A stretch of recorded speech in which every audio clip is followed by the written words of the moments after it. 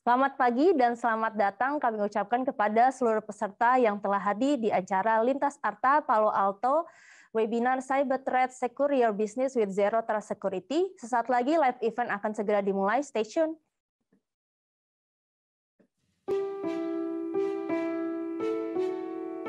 Innovation. In the past, innovators obtained information, communicated, then developed technology to realize their ideas. Yeah, hello. Oops, not this one. This one. Businesses that were able to innovate continuously proved able to sustain their competitive edge as well.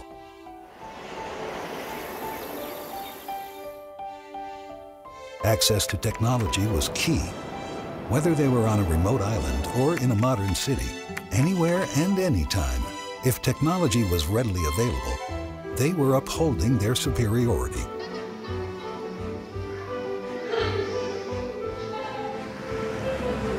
This is the ICT era. Innovation is not limited to acceleration or expansion.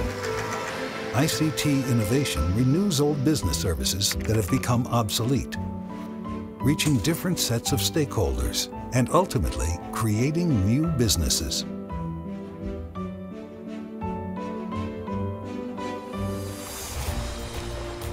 Our clients, who we always serve as partners, have utilized ICT innovations and reaped the benefits. Up-to-date data about supply, needs, and delivery time is now available anywhere, even in the fields of plantations. Public servants become more friendly, with higher esteem in serving the people. Furthermore, physicians now develop better doctor-patient relationships, because all the important information they need is readily available.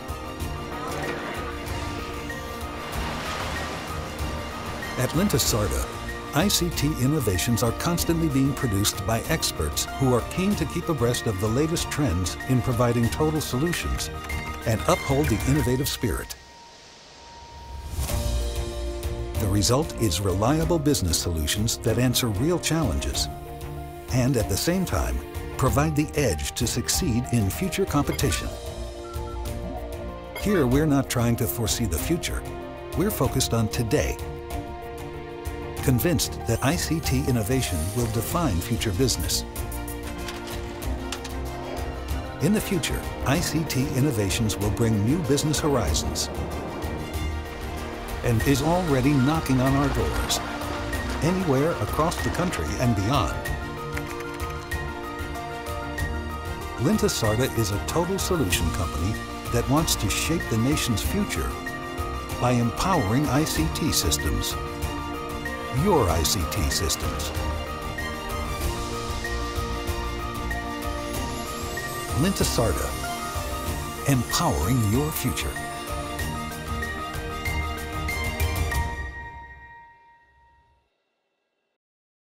Lintasarta telah hadir melayani pelanggan dari berbagai segmen industri selama kurang lebih 34 tahun.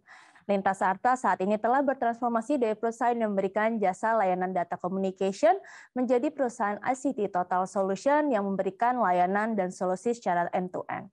Pada pagi hari ini, kita akan membahas terkait beberapa teknologi Palo Alto yang relevan dengan kondisi saat ini, bekerja sama dengan Lintasarta untuk memberikan solusi apa saja yang dapat diterapkan dan membantu perusahaan khususnya pada segmen finance non-bank seperti asuransi, multi-finance, dan sebagainya. Perkenalkan, saya Dewi Alianingsih yang akan mengawal webinar pada pagi hari ini selama kurang lebih 2 jam ke depan. Telah hadir bersama kita pada pagi hari ini Bapak Yohanes Sialin selaku Palo Alto Channel System Engineer. Selamat pagi Pak Yohanes. Ya, selamat pagi Mbak Dewi. Terima kasih Pak Yohanes. Di samping saya juga sudah hadir Bapak Hermanto Lee selaku Security Solution Advisor Lintasarta. Selamat pagi Pak Hermanto. Selamat pagi, Pak Dewi. Selamat pagi, Pak. Selama sesi webinar ini, jika ada pertanyaan kepada kedua narasumber kita, silakan dapat menuliskan di kolom chat, dan saat sesi tanya-jawab akan kami bacakan untuk dijawab oleh narasumber kita. Dan yang seru di webinar hari ini, kita akan mengadakan quizzes dengan nilai masing-masing Rp250.000 untuk 3 orang pemenang. Selain itu, kita juga ada 10 pengisi kuesioner yang beruntung akan mendapatkan saldo OVO atau GoPay senilai Rp150.000. Dan juga ada kita 3 orang Q&A terbaik juga mendapatkan saldo OVO atau GoPay senilai Rp250.000. Dan yang gak kalah menarik, kita juga ada hadiah ekstra nih berupa saldo OVO atau GoPay untuk para peserta yang beruntung dan terus hadir sampai akhir acara ini. Dan yang terakhir, dan gak kalah serunya, kita akan ada 3 door prize yang menarik bagi peserta yang beruntung.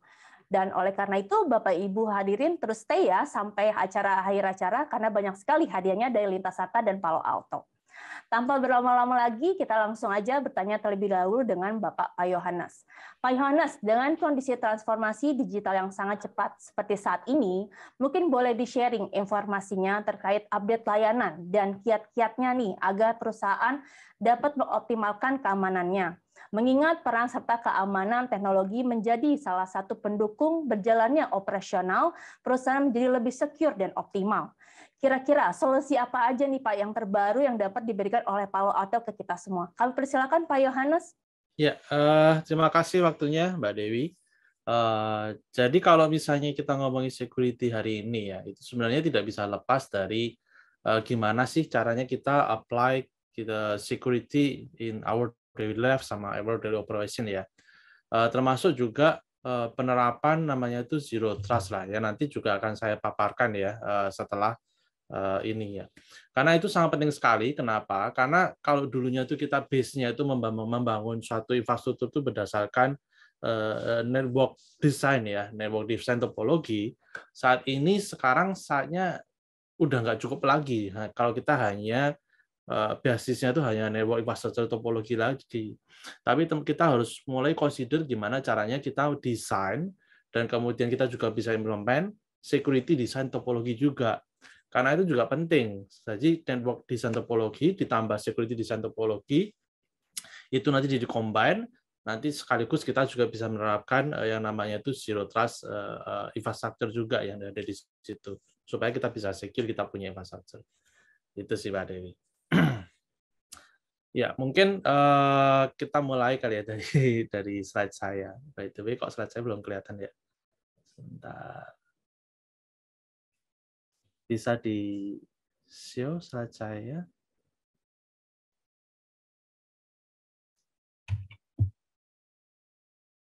Atau saya yang share slide ya dari sini ya? Oh, baru kelihatan ya. Oh, udah kelihatan ya Pak Yohanes? Iya, baru kelihatan. Baru kelihatan slide-nya. Oke. Nah, mungkin bisa di next dulu slide-nya. Nah, jadi hari ini kita akan bahas mengenai beberapa topik ya. Kita mau bahas dulu mengenai zero trust overview, kemudian zero trust inner box, kemudian zero trust consistency pakai Prisma Access.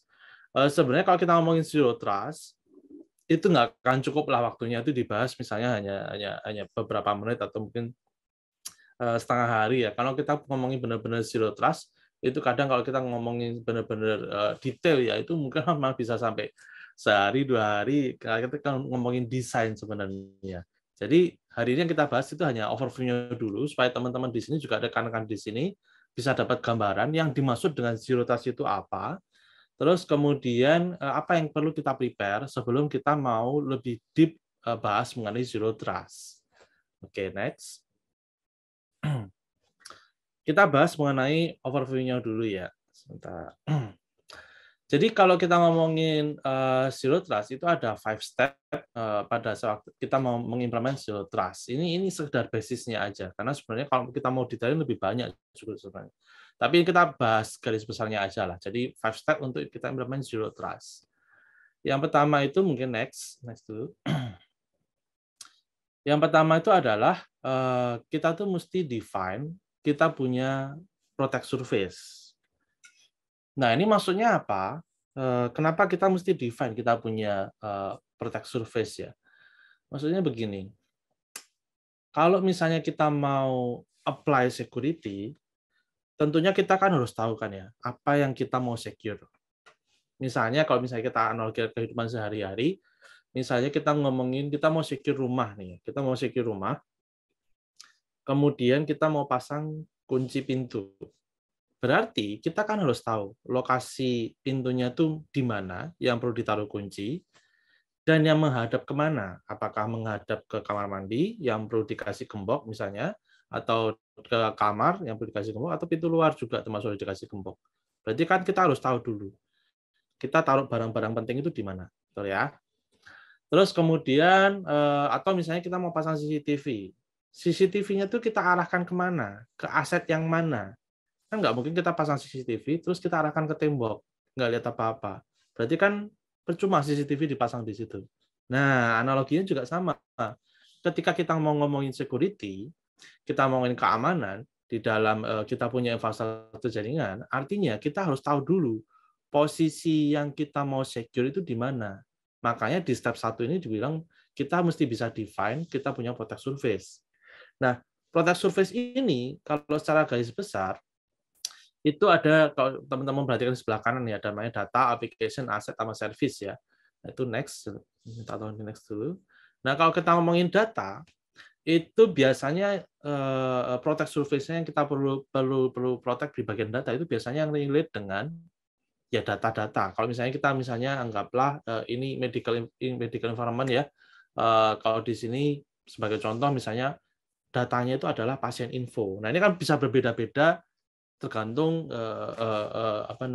bisnisnya dari company rekan-rekan sekalian. Kalau misalnya financial industry berarti data-data nasabah. Kalau misalnya manufacturing berarti data-data stok, hak intelektual, kemudian proses manufacturing dan sebagainya. Tergantung dari tipe bisnisnya ya. Tapi yang namanya data itu berhubungan dengan biasanya informasi. Terus kemudian itu kan harus disecure ya. Karena kalau misalnya ini bocor, misalnya anggaplah data pasien bocor atau data nasabah bocor, ini akan impact ke kredibilitas perusahaan. Pastinya. Kalau sudah impact sama kredibilitas perusahaan, berarti akan impact juga sama bisnis punya revenue. Kalau misalnya customer sudah tidak percaya dengan perusahaan, berarti bisnisnya juga akan otomatis turun. Kalau bisnisnya turun, maka impact-nya produksinya juga akan turun. Kalau produksinya turun, maka karyawan juga akan terjadi penurunan. Kalau karyawan terjadi penurunan, produktivitas jadi relate-nya pasti akan banyak sekali, hanya karena impact dari data. Berikutnya adalah aplikasi, karena aplikasi itu adalah yang kita pakai untuk mengakses data tersebut. Aplikasi apa yang kita pakai sehari-hari? Entah itu misalnya kalau di sini ada Epic ini untuk medical ya, atau mungkin kalau di banking yang lain lagi, atau kalau misalnya di manufacturing atau misalnya bisnis yang lain menggunakan browser atau application client server, apakah aplikasinya ini aman? Kalau aplikasinya ini misalnya nggak aman, kemudian berhasil dihack dan hackernya bisa pakai aplikasi ini, vulnerability-nya dieksploit untuk mencuri data, ya sama aja. Datanya kita amankan, tapi aplikasinya kita nggak amankan. Akhirnya dijebol lewat aplikasi. Attack surface yang lain, kemudian misalnya aset. Oke ya, berarti udah ada data, kita pakai aplikasi untuk mengakses data. Aplikasinya itu kita buka menggunakan PC atau laptop atau mobile device. Nah, itu yang dinamakan dengan asetnya. Jadi protect surface-nya ya berarti asetnya ini kita harus mesti secure. Gimana caranya kita secure ini punya aset? Misalnya anggaplah PC-nya atau laptopnya misalnya ya. Kalau misalnya kecurian sama orang, gimana kita mau cara secure-nya? Apakah kita bisa wipe datanya secara remotely, atau misalnya kita mungkin taruh beacon supaya kita bisa dilacak dan sebagainya. Itu berhubungan dengan aset. Itu kan namanya aset ya. Kemudian juga services ini biasanya dipakai. Oke, sudah ada asetnya, menggunakan aplikasi untuk mengakses data yang relate ke services. Biasanya nanti dipakai misalnya apakah yang bisa akses ke data tersebut menggunakan aplikasi tertentu itu hanya karyawan perusahaan atau dibuka ke umum. Nah, ini berhubungan dengan services. Nanti hubungannya sama single sign on atau directory dan sebagainya. Nah, ini protect surface-nya kita mesti tahu dulu.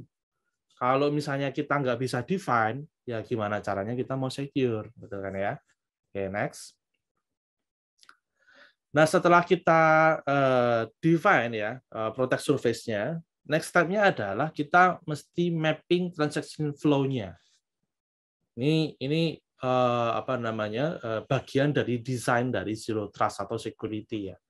Karena begini, namanya data itu pasti ada transaction flow-nya. Ini sama kayak misalnya kita mau desain network infrastructure, pasti ada namanya packet flow-nya. Flow-nya itu paketnya dari mana? Dari user ke wireless access point, ke router, atau ke access switch atau distribution switch, ke core switch, ke mana? Nah, pasti ada flow-nya kan ya. Sama, data juga sama. Ketika kita ngomongin security, maka kita harus mapping datanya dulu, transaction flow-nya seperti apa. Misalnya kalau misalnya kita ada di sini ya, sebelum dia bisa akses ke datanya, berarti kan kalau kita dari sebelah kanan, berarti usernya itu mungkin dari staff atau kontraktor, kemudian dia menggunakan aset mungkin PC, laptop atau server, untuk kemudian dia menggunakan misalnya di sini ada Epic tuh ya, itu misalnya dia punya application yang nanti integrasi dengan services misalnya Directory atau CSO, baru kemudian application tersebut baru bisa akses ke data tersebut.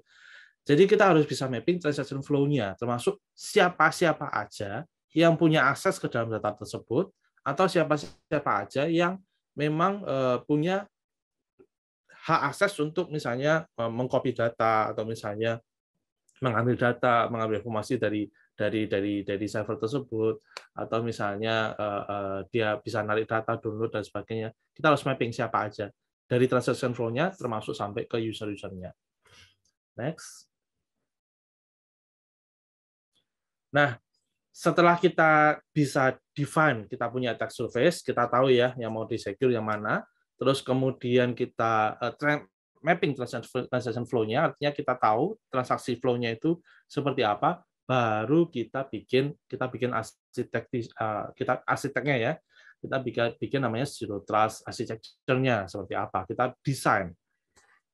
Nah ini penting, ini faktor paling penting. Kenapa? Karena kalau misalnya kita desainnya itu misalnya yang nggak best practice ya, nggak sesuai best practice misalnya, atau misalnya kita desainnya itu hanya sekedar desain, kita yang penting ada perangkat security gitu ya. Terus kemudian ya udah yang resource di sini itu bisa diakses oleh semua orang, nanti ya kredibilitas masing-masing lah untuk menjaga kerahasiaan perusahaan, nggak bisa begitu. Nggak bisa begitu. Ketika kita mendesain arsitektur zero trust, maka konsepnya juga harus menggunakan konsep zero trust. Namanya aja zero trust, tidak ada trust. Bahkan kalau sekarang itu bukan hanya zero trust aja, tapi ditambahin lagi never trust, always verify. Jadi jangan pernah percaya dan selalu verify. Karena kalau hanya zero trust di awal saja tidak di-verify terus-menerus, ini juga bahaya. Nanti saya cerita di belakang lah ya, maksudnya apa. Next.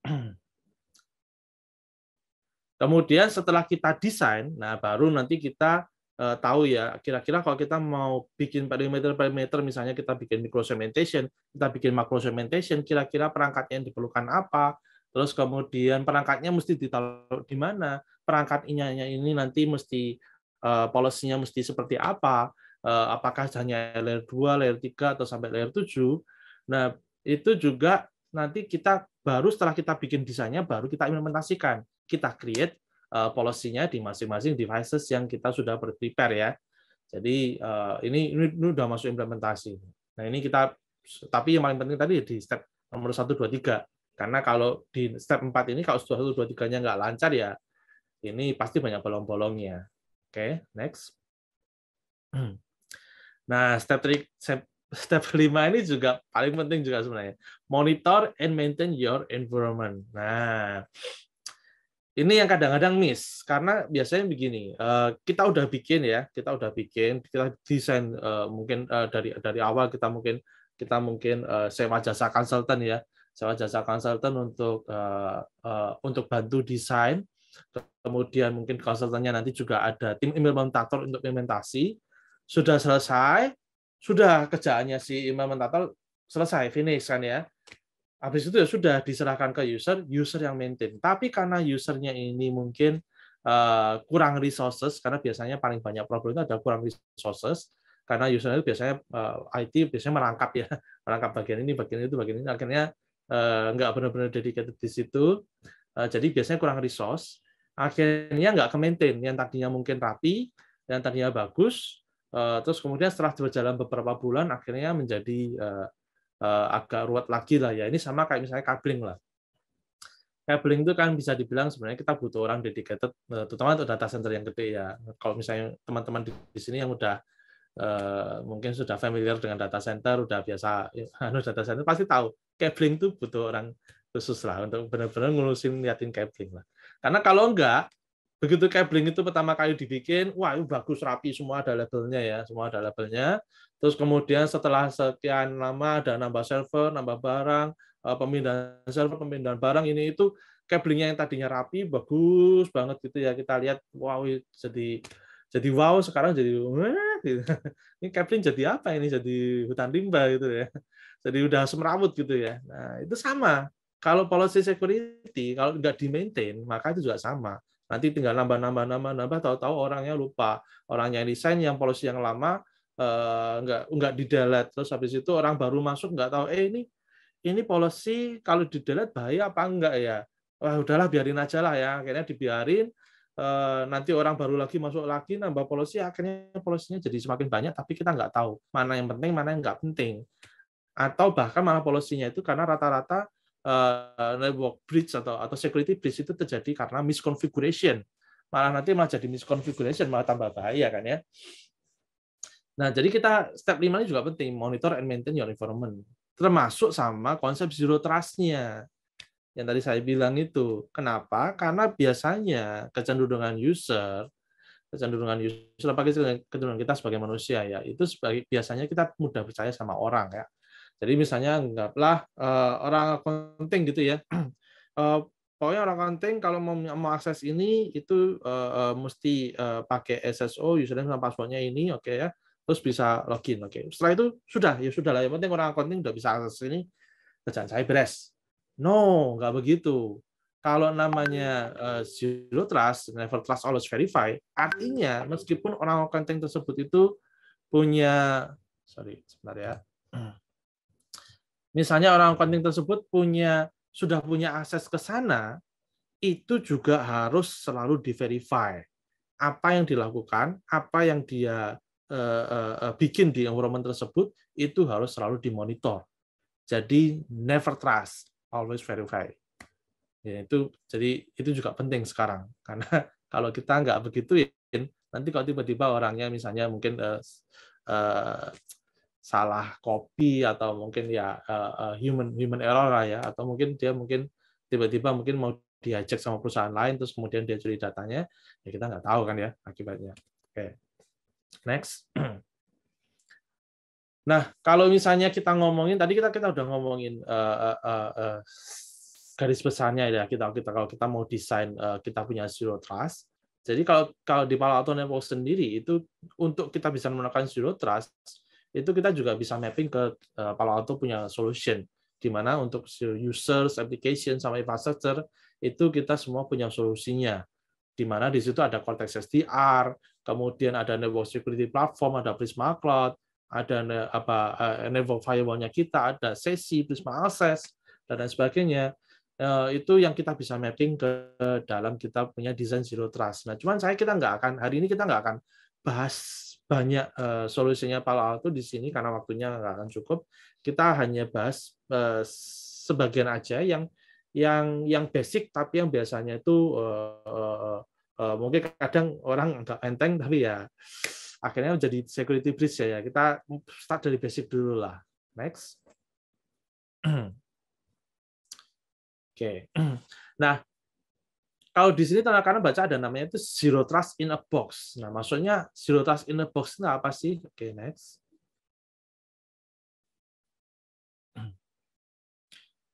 Oke. Maksudnya begini. Kadang customer kita tuh ada yang mikir begini ya.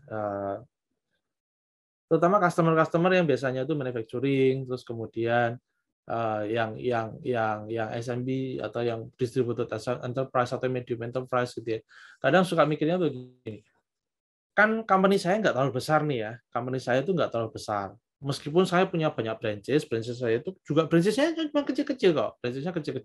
kecil, paling cuma usernya tuh paling cuma ya 5, 10 gitu ya, 25 gitu, nggak banyak, nggak sampai yang enterprise besar yang mungkin user di branch itu sampai ratusan atau bahkan ribuan gitu, nggak sampai segitu. Terus mungkin ya apa namanya, kalau kita financial industry misalnya, financial industry, wah kita bukan segede yang tir-tirnya yang gede-gede ya, Diamond, ini mungkin BCA, kita nggak segede itu, kita cuma mungkin bank daerah atau misalnya, wah saya cuma menyediakan kredit kok, atau misalnya saya cuma menyediakan kredit kok ke customer gitu ya, wah saya nggak segede itu yang mungkin bisa nyediain KPR, nggak, ini main kredit elektronik misalnya, contohnya begitu. Terus mikirnya begini, jadi saya nggak tahu perlu lah, misalnya perangkat security yang sampai benar-benar udah proven di Gartner dan sebagainya, yang udah benar-benar proven teknologinya, karena biasanya cost-nya lumayan tinggi gitu ya, saya nggak perlu lah yang segitulah, disesuaikan aja sama size company-nya. Nah ini pemikiran yang salah. Kenapa? Kalau di dunia security itu nggak peduli size company-nya itu kecil atau besar, semuanya bisa menjadi target security breach atau security cyber kriminal dari cyber security. Setuju ya sampai sini ya? Mau size-nya kecil, mau size-nya besar, semuanya itu bisa menjadi target. Mau size company-nya itu cuman startup company yang isinya cuma 5 orang, sampai size-nya yang mungkin company besar sampai ribuan orang, tetap menjadi target cyber security kriminal. Setuju ya? Oke. Kalau misalnya terjadi security breach, kalau di company besar kan pasti udah ada proteksinya ya.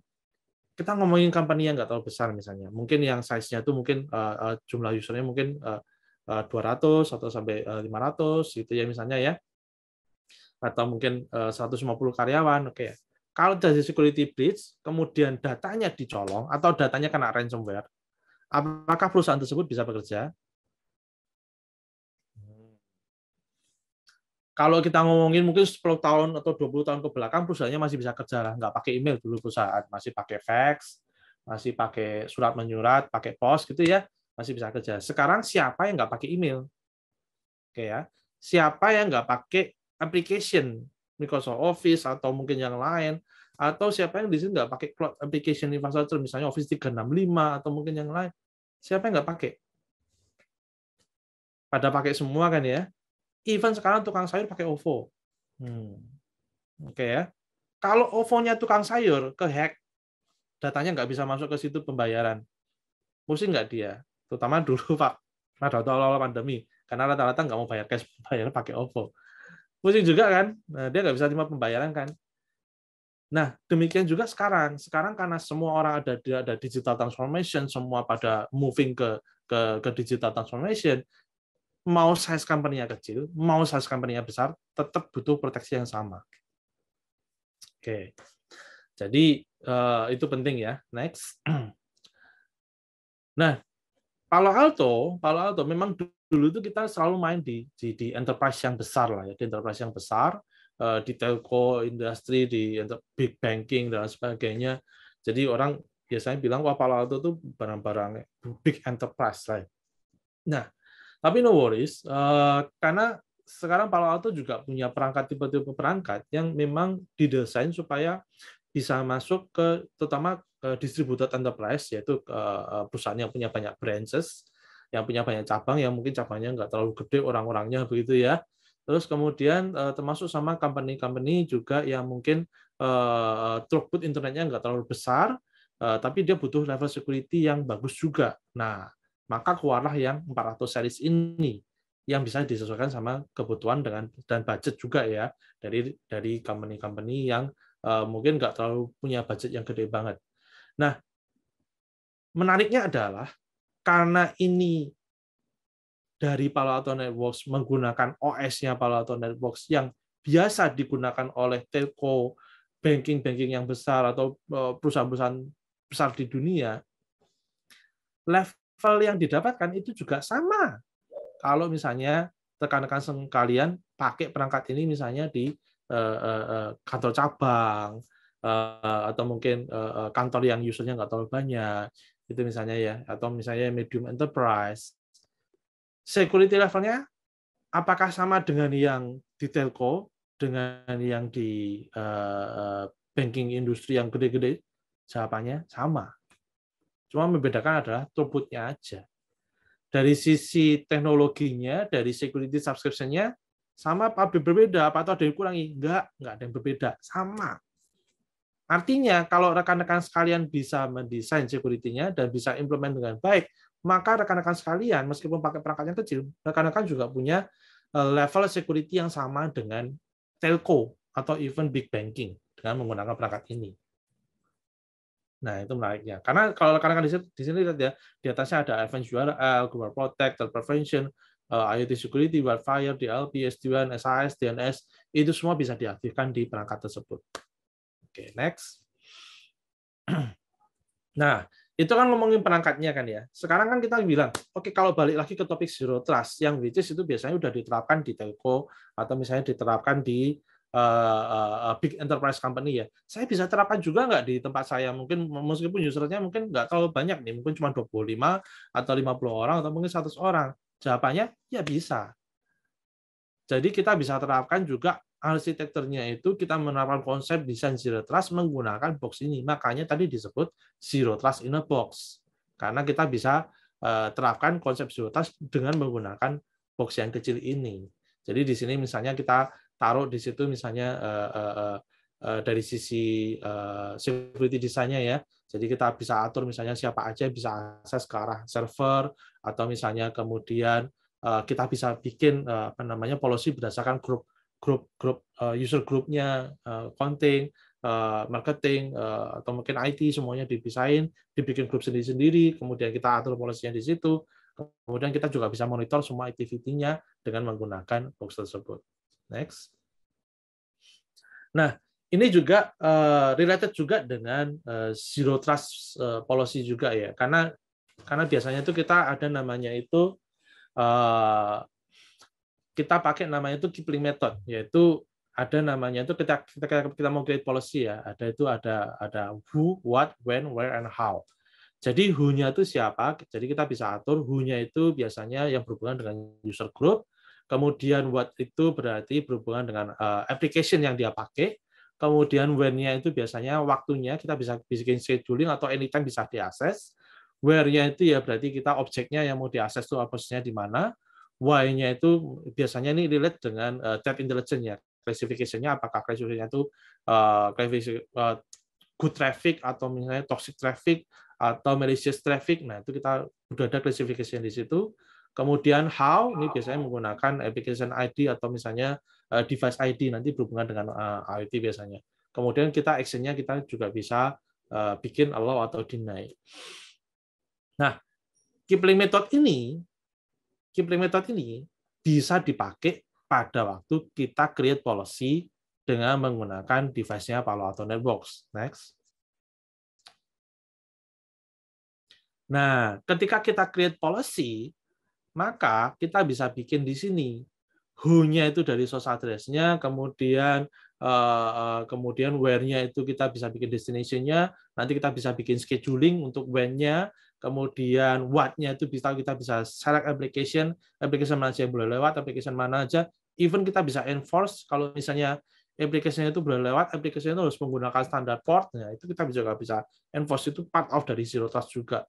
Karena kalau dulu itu kita nggak bisa bikin policy yang seperti itu, kita butuh mungkin command line cell I yang cukup kompleks lah ya. Tapi kalau menggunakan device-nya Palo Alto Networks, karena dia base-nya itu app ID, dia bisa mengenalin aplikasi, maka kita bisa paksa juga user itu untuk menggunakan aplikasi tertentu dengan menggunakan standar port. Kalau menggunakan non-standard port, itu langsung otomatis diblokir. Yang which is itu biasanya kalau di vendor lain butuh banyak effort ya. Di Palo Alto hanya cuma dicentang. Nah, selesai.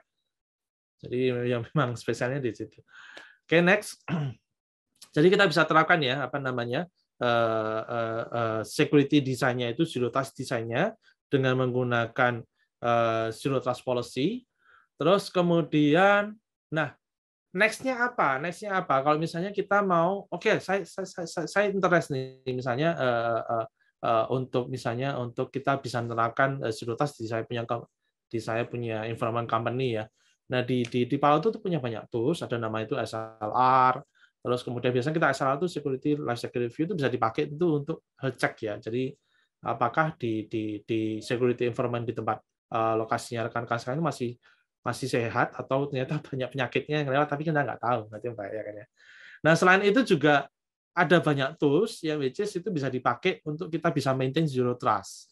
Kayak contohnya di sini ada Expedition itu bisa untuk migrasi, ada namanya Iron Skillet. Iron Skillet ini dipakai untuk istilahnya itu day one configuration, karena biasanya itu kan customer biasanya ragu-ragu ya, wah saya mesti bikin policy itu startnya dari mana dulu. Nah di Palo Alto ada namanya Iron Skillet yang which is itu bisa dipakai untuk day one configuration yang biasanya udah ada best practice-nya di situ. Kira-kira policy apa aja yang perlu dihidupin. Nanti tinggal di customize. Nah, ini makanya kan dilihat ke zero trust supaya itu bisa bantu kan ya. Terus kemudian juga ada namanya itu BPA atau Best Practice Assessment. Ini juga dipakai untuk kita bisa maintain kita punya policy. Ingat yang tadi step nomor 5 monitor and maintain ya.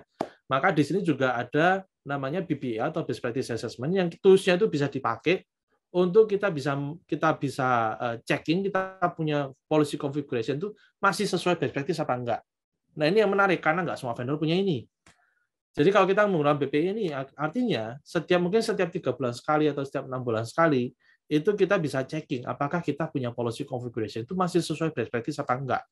Karena kalau misalnya enggak sesuai best practice bisa terjadi eksploitasi dari kita punya policy configuration atau misconfiguration yang nanti menyebabkan terjadi security breach.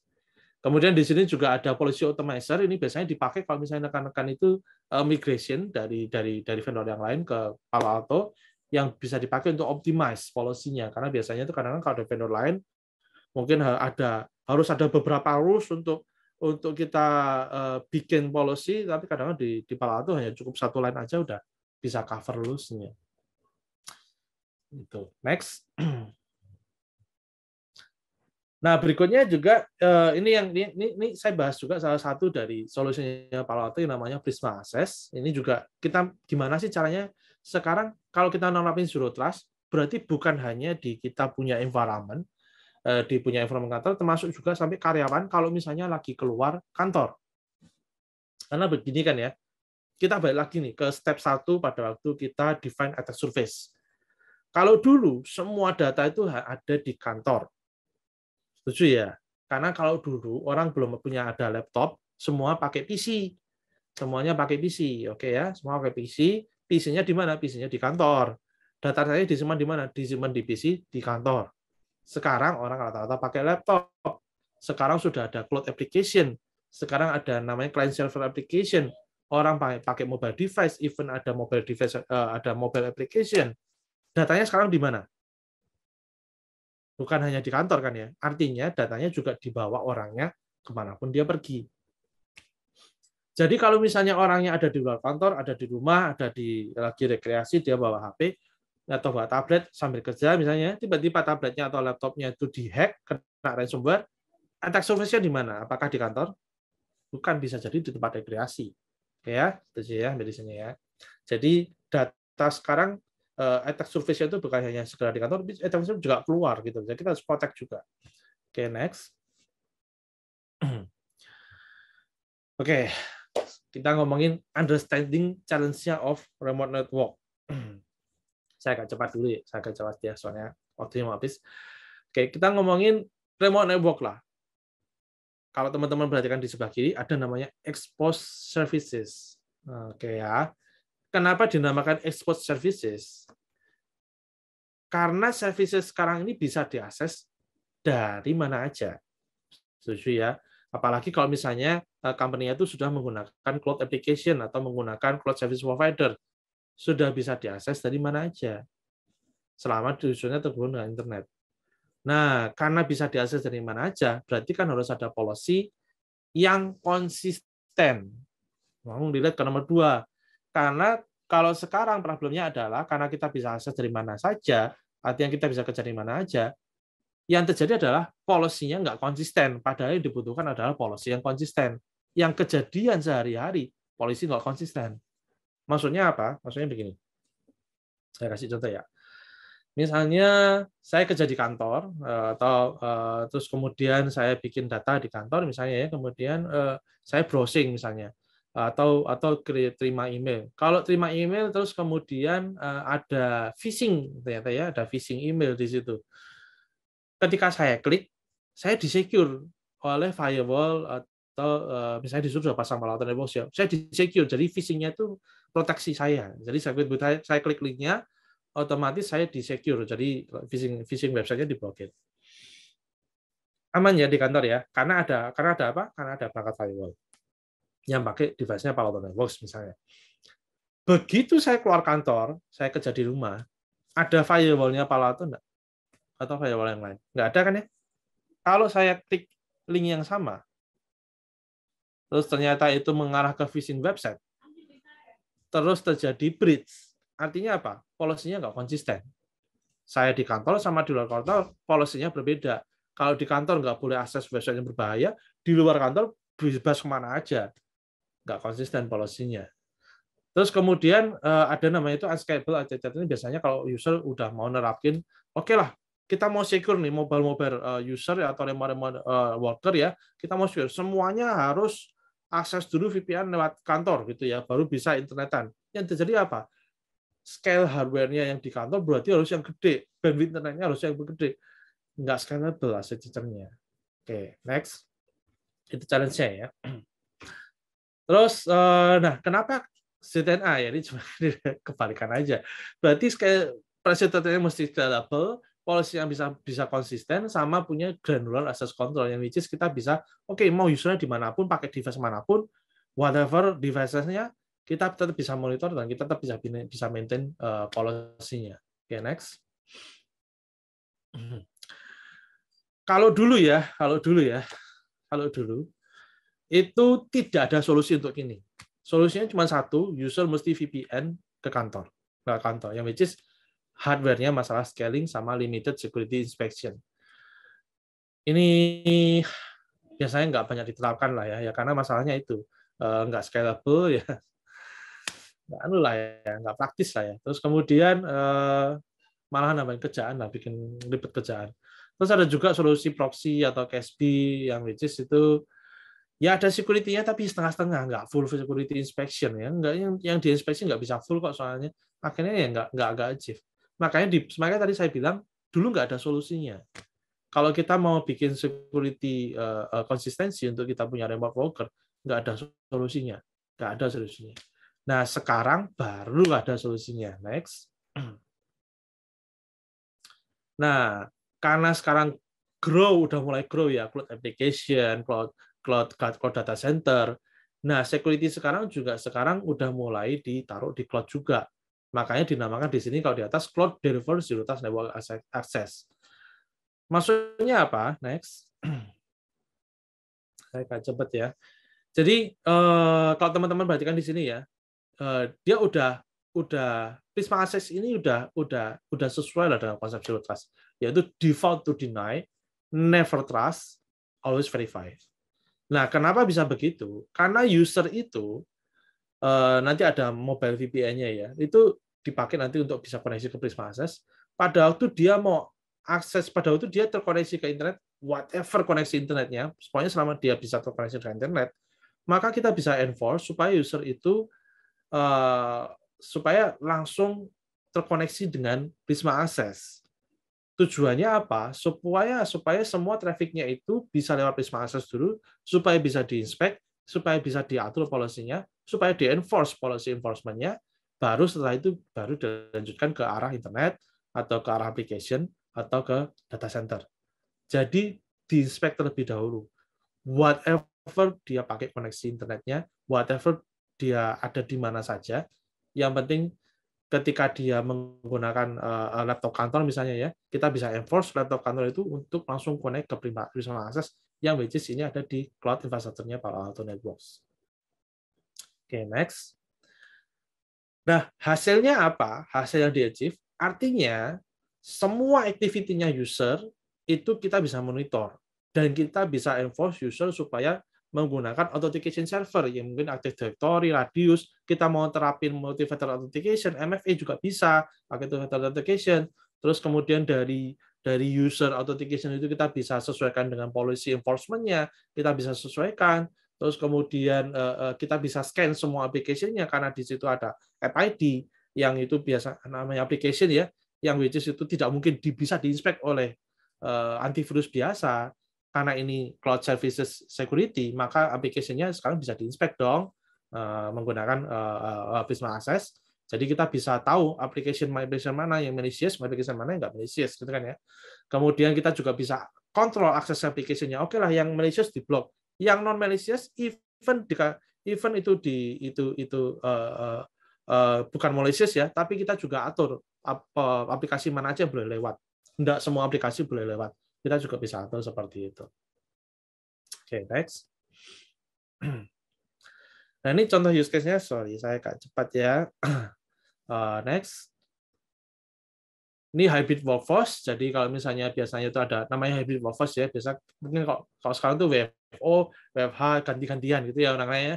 Jadi kita bisa secure kalau misalnya orangnya WFO ya dia disecure oleh firewall yang di kantor. Kemudian kalau misalnya dia lagi WFH atau work from anywhere gitu misalnya contohnya, itu dia juga tetap secure ketika dia mau akses ke data center ataupun akses ke arah resources yang ada di cloud application atau ke arah internet, dan tetap bisa dimonitor. Artinya dia mau ngapain aja pakai laptop kantor itu orang IT-nya tahu, gitu ya. Ya ini memang privasinya jadi agak berkurang kalau dia pakai untuk keperluan pribadi ya. Tapi itu kan laptop kantor. Artinya ya itu harus disecure kan datanya, kalau misalnya dicolong bagaimana kalau nggak dimonitor kan ya. Jadi tetap dimonitor. Jadi kita bisa tahu activity-nya ngapain aja. Okay, next. Nah ini juga saya mention tadi bedanya dengan kita punya infrastruktur on-premise, karena ini ada di cloud maka lebih scalable. Kayak contohnya di salah satu oil and gas customer-nya Palo Alto Networks, dia pakai 25.000, terus kemudian dia scale ke 80.000, itu dalam in matters of days implementasinya. Bukan berbulan-bulan yang lama, di satu-satu, enggak, in matters of days. 25.000 ke 80.000. Ini udah bukan zamannya yang dulu mau nambah user mesti di satu-satu yang kerjanya 1.000 bulan. Enggak. Ini udah zamannya cloud security, cloud application. Dari 20.000 ke 80.000 karena menggunakan cloud teknologi itu hanya in matter of days. Oke, next. Kalau misalnya branch office bagaimana? Kalau branch office kan biasanya kalau dulu itu kan kita harus taruh dedicated masing-masing perangkat security ya. Kalau misalnya jumlahnya 25, 50 masih oke. 100 mungkin masih oke kalau misalnya budgetnya besar ya. Tapi kalau misalnya jumlah branch-nya banyak, misalnya mungkin kayak FIF misalnya atau Spectra gitu ya, jumlahnya banyak banget gitu, gimana mau diamanin satu-satu. Nah, itu kita juga bisa pakai Prisma Access itu untuk secure branches-nya gitu misalnya. Next. Jadi kita nggak perlu taruh dedicated perangkat security di situ, kita bisa taruh perangkat apa aja CPI-nya. Yang penting CPI-nya itu punya fasilitas IPsec. Nanti IPsec VPN itu dikoneksikan ke Prisma Access. Jadi semua usernya pada waktu mau akses ke internet, mau akses ke data center, mau akses kemanapun, dia harus lewat Prisma Access dulu supaya bisa diinspek. Nah, jadi dari masalah devices, masalah CPI-nya nggak terlalu besar beban capex-nya, karena itu semua bisa dirubah ke OPEX. Oke, next. Nah, ini juga salah satu use case-nya juga, di mana dia bisa reduce one cost-nya, kemudian dia bisa implement security-nya, dia bisa telco cost-nya itu reduce sekitar 3 million, tapi ini benar-benar worldwide company sih ya, tapi ya ini berasa banget sih, karena dia bisa reduce 3 million US dollar dengan menggunakan Prisma SD-WAN. Oke, next. Nah, ini juga salah satu case juga yang cukup unik, tapi biasanya juga bikin pusing, merger and acquisition. Maksudnya apa? Next. Misalnya ada company, misalnya grup ABC gitu misalnya, ya, terus mau mengakuisisi company DEF sama FGH sama mungkin ya XYZ gitu misalnya ya. Ternyata mereka masing-masing punya solusi security sendiri-sendiri dulunya ya. Terus ini gimana mau caranya diseragamin? Masa kita mau maintain satu-satu semua perangkat security-nya? Ini kan susah kan ya. Apalagi kalau misalnya branches-nya ternyata banyak. Nah, ini juga kita bisa bikin supaya lebih mudah. Jadi next-nya.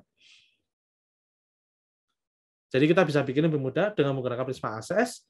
Artinya perangkatnya di branches di kantor-kantor yang lama tadi yang mau diakuisisi, mau pakai perangkat apapun, bebas. Yang penting bisa IPsec, semuanya bisa digunakan ke Prisma Access. Polisinya gimana? Langsung kita seragamin sama semua polisinya. Jadi jauh lebih simpel lah daripada kita mesti replace-in perangkatnya satu-satu. Next. Nah, ini contoh use case-nya ya, ini salah satu Cesar diakuisisi beberapa properti, terus kemudian akhirnya dipakai Prisma Access supaya lebih simpel. Oke, next-nya. Itu slide terakhir saya.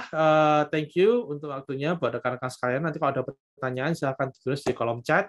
Nanti kita akan bantu jawab baik itu melalui chat ataupun melalui live ya. Saya kembalikan waktunya ke Mbak Dewi sebagai moderator. Thank you semuanya. Terima kasih Pak Yohanes atas paparannya yang detail dan menarik sekali terkait Zero Trust Security. Saya ingatkan kembali juga kepada Bapak Ibu hadirin untuk yang ingin bertanya kepada kedua narasumber kita dapat menuliskan di kolom chat. Dan pastinya untuk yang terus hadir sampai akhir acara kita juga ada saldo OVO dan GoPay dan kita juga ada door prize untuk 3 orang pemenang yang beruntung. Oke, selanjutnya kita saksikan terlebih dahulu video dari Palo Alto berikut ini. Working like this wasn't part of the plan. And for energy services provider Schlumberger, quickly scaling their remote workforce while mitigating cybersecurity risks was no small task. Schlumberger is a large global company, has about 100,000 people working in 120 different countries. So security has been a very important requirement, and secure access moves the application framework to the cloud.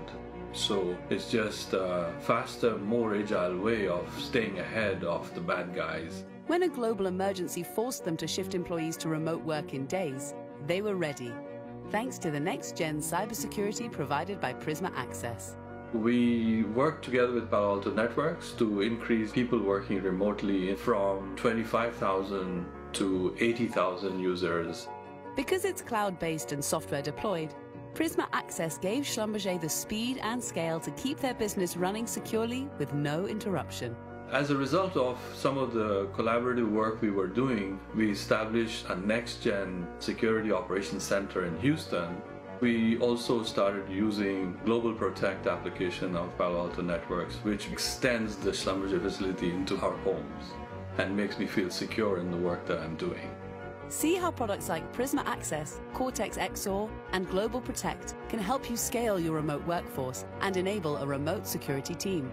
I have really no hesitation to say that Palo Alto Networks is the leading cybersecurity technology provider, and we certainly want to be the leader on cybersecurity in our industry, and it is made possible with Palo Alto Networks. Palo Alto Networks, next-gen cybersecurity delivered today.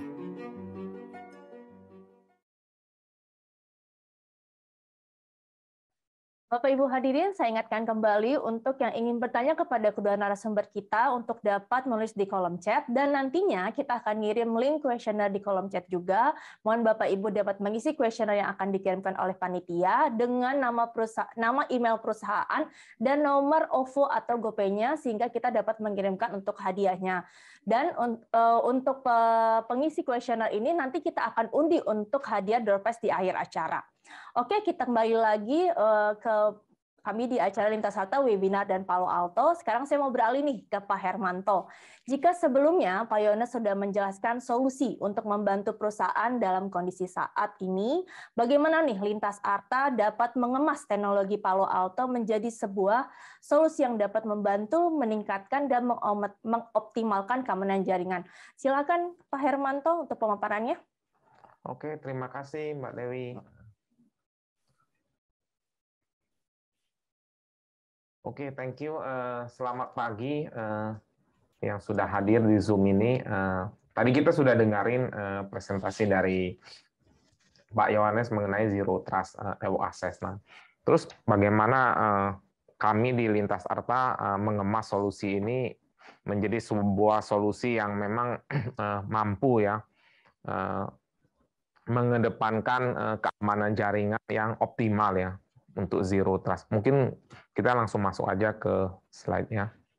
Oke, next. Oke, sekilas kalau kita lihat sendiri ya, mungkin kita ngikutin ya, ini mungkin dari tahun 97, 98 itu ketika ya kita tahu yang namanya threat atau attack, itu dimulai dari hal yang sederhana, terus semakin hari dan semakin tahun itu semakin ke sini itu semakin berkembang terus dan menjadi sophisticated, dan yang nggak bisa dipungkirin adalah ini tren kecenderungannya itu motivasinya finansial. Jadi motivasinya uang, ujung-ujungnya uang. Jadi attack-nya itu berujung uang. Ya mungkin kita tahu sekarang yang paling populer, yang paling simple ransomware. Kalau kena ransomware ya berarti kita kena pemerasan ya, artinya disuruh bayar tapi sebenarnya kita dijadikan sapi perah terus.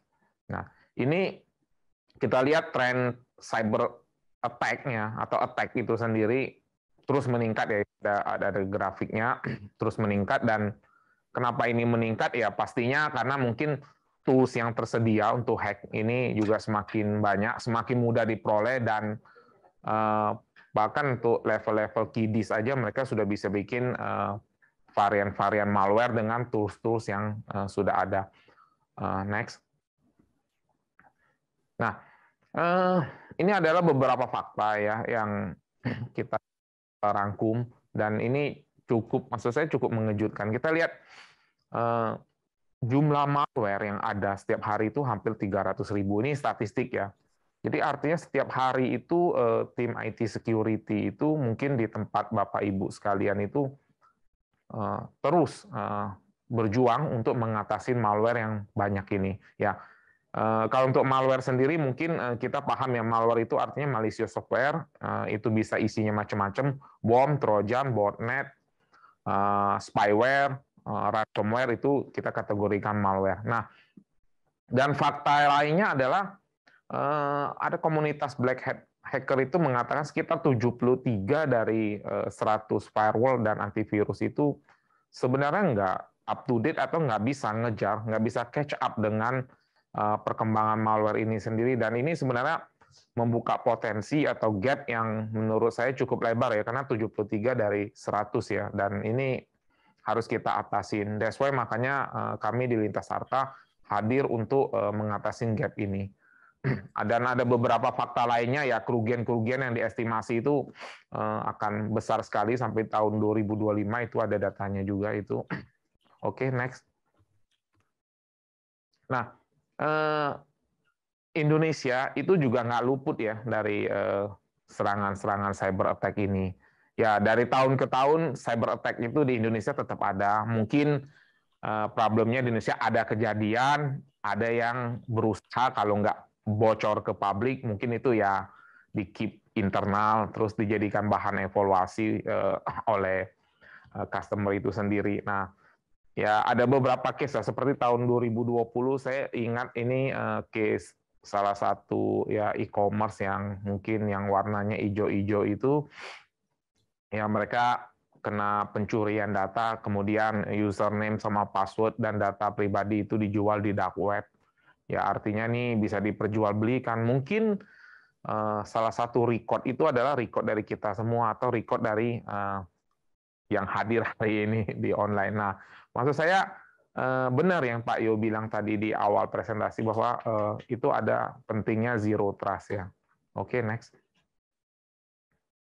Nah, di samping itu juga government kita ya, pemerintah Indonesia ini mengeluarkan berbagai peraturan baik melalui PP dan UU, termasuk juga POJK, peraturan OJK, dan ini semua gunanya apa? Untuk menolong, untuk membuat suatu regulasi bagaimana suatu company dalam rangka menghadapi cyber attack ini. Dan ini tentunya menjadi semacam panduan ya buat customer-customer itu atau company-company untuk melihat bahwa, oh, apakah sebenarnya saya punya security itu sudah cukup aman atau belum, atau saya sudah memenuhi belum compliance yang berkaitan dengan peraturan ini. Dan ini menurut saya ini driver atau dorongan yang bagus ya buat perusahaan-perusahaan di Indonesia. Oke, next.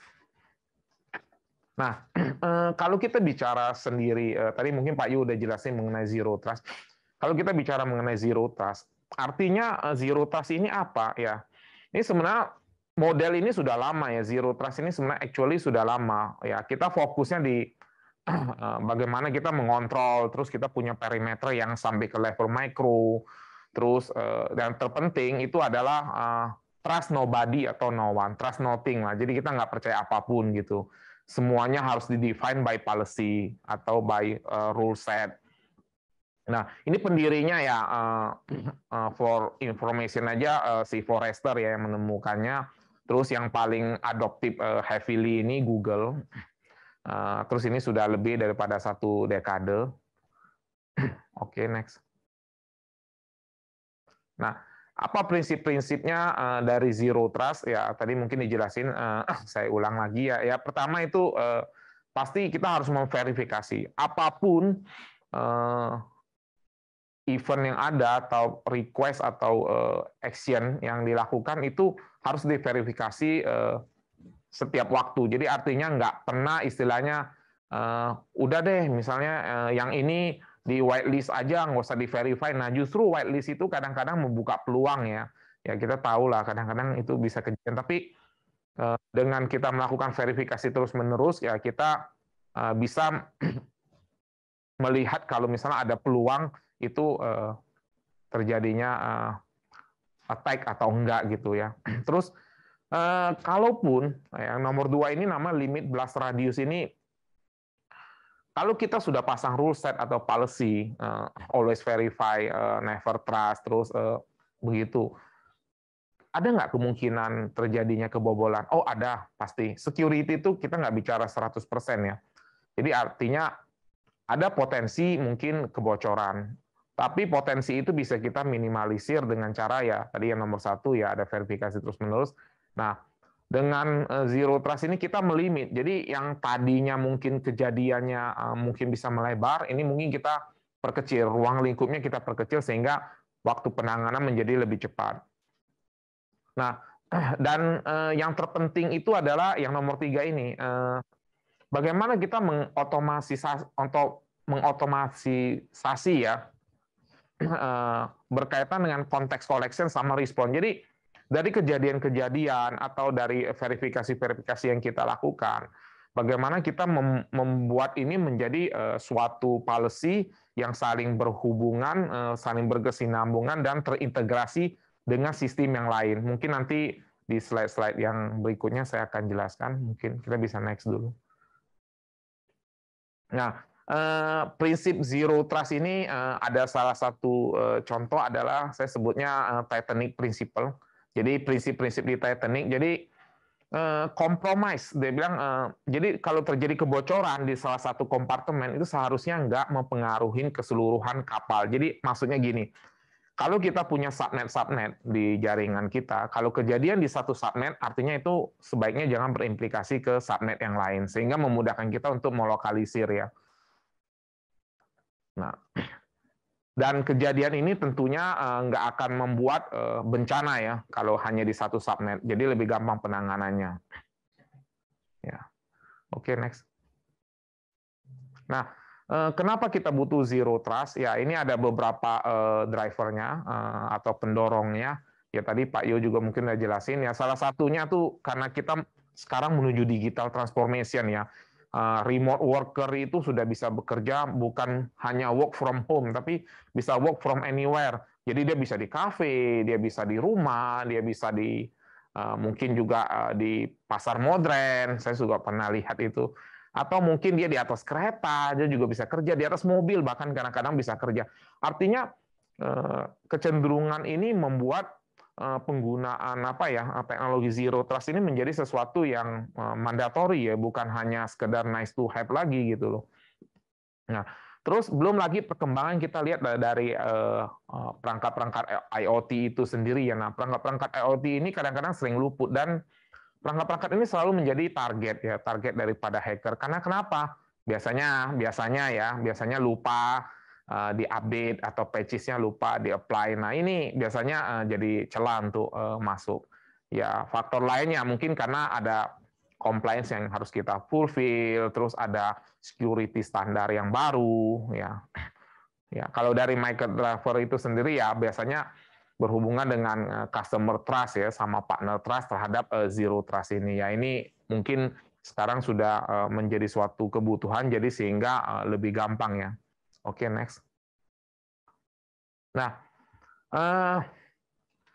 bicara mengenai zero trust ada satu konsep juga yang menurut saya bagus sekali, ini namanya defense in depth. Bagaimana kita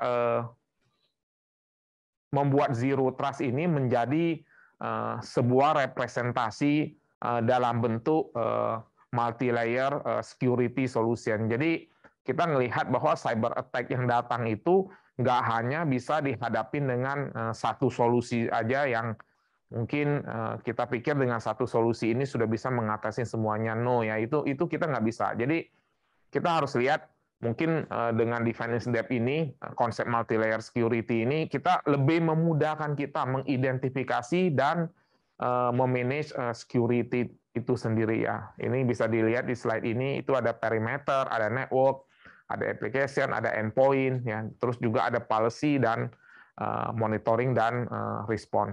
Semua ini membentuk pertahanan security yang baik ya. Dan yang terpenting adalah bagaimana mengintegrasikan semua ini. Nah, untuk mengintegrasikan dalam bentuk monitoring dan respon, ya nanti kita akan lihat di slide berikutnya. Oke, next. Nah, ini beberapa mungkin problem umum ya yang di cyber security yang mungkin kadang-kadang kita bisa tanya ke diri kita, ke diri kita ketika kita mendesain gitu loh sebuah security ya.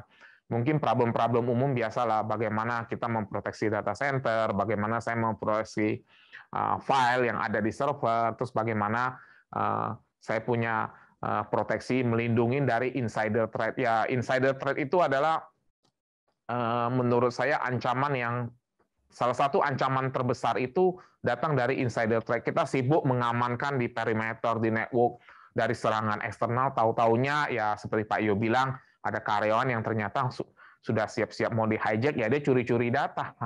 Atau mungkin dia kurang happy sama company, terus dia menyebarkan malware, itu bisa terjadi, dan itu biasanya lolos dari pengamatan kita. Nah, itu kita juga butuh, dan solusinya itu ada, menggunakan yang tadi saya bilang defense in depth itu.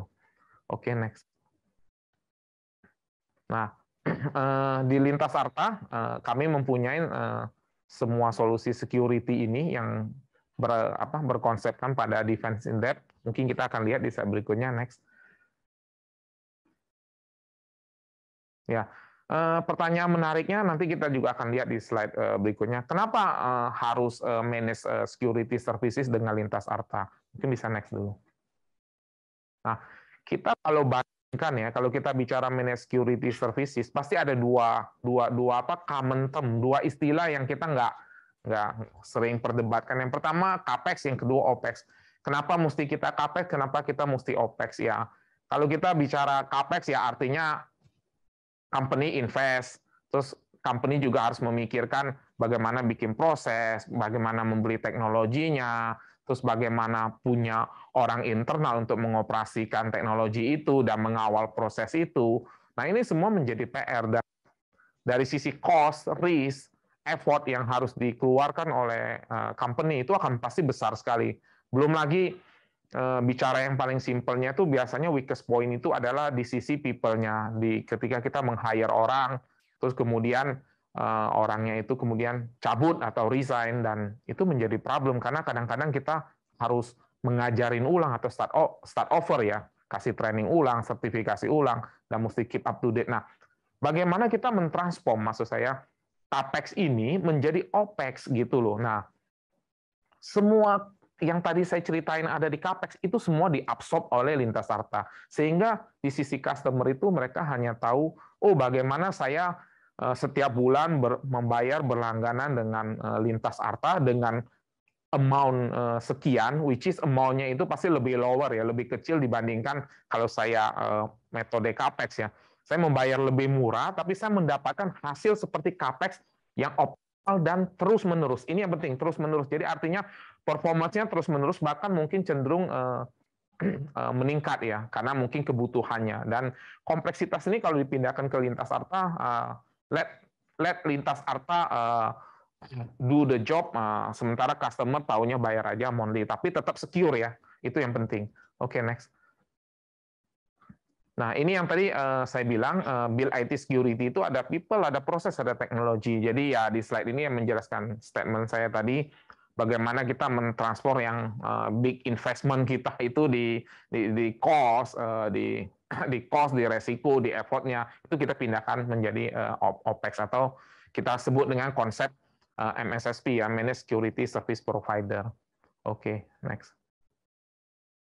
Nah, pendekatan kami di lintas arta ini yang penting ya, mungkin yang Bapak Ibu sekalian yang hadir hari ini, saya pengen jelasin bahwa sebuah perusahaan MSSP, Managed Security Service Provider, itu harus punya framework yang baik dan benar gitu loh dalam mendeliver solusi. Jadi kami itu mulai dengan konsep NIST ya. Jadi kami frameworknya NIST itu. Jadi kalau kita lihat di slide itu ada namanya identify, prevent, detect, terus ada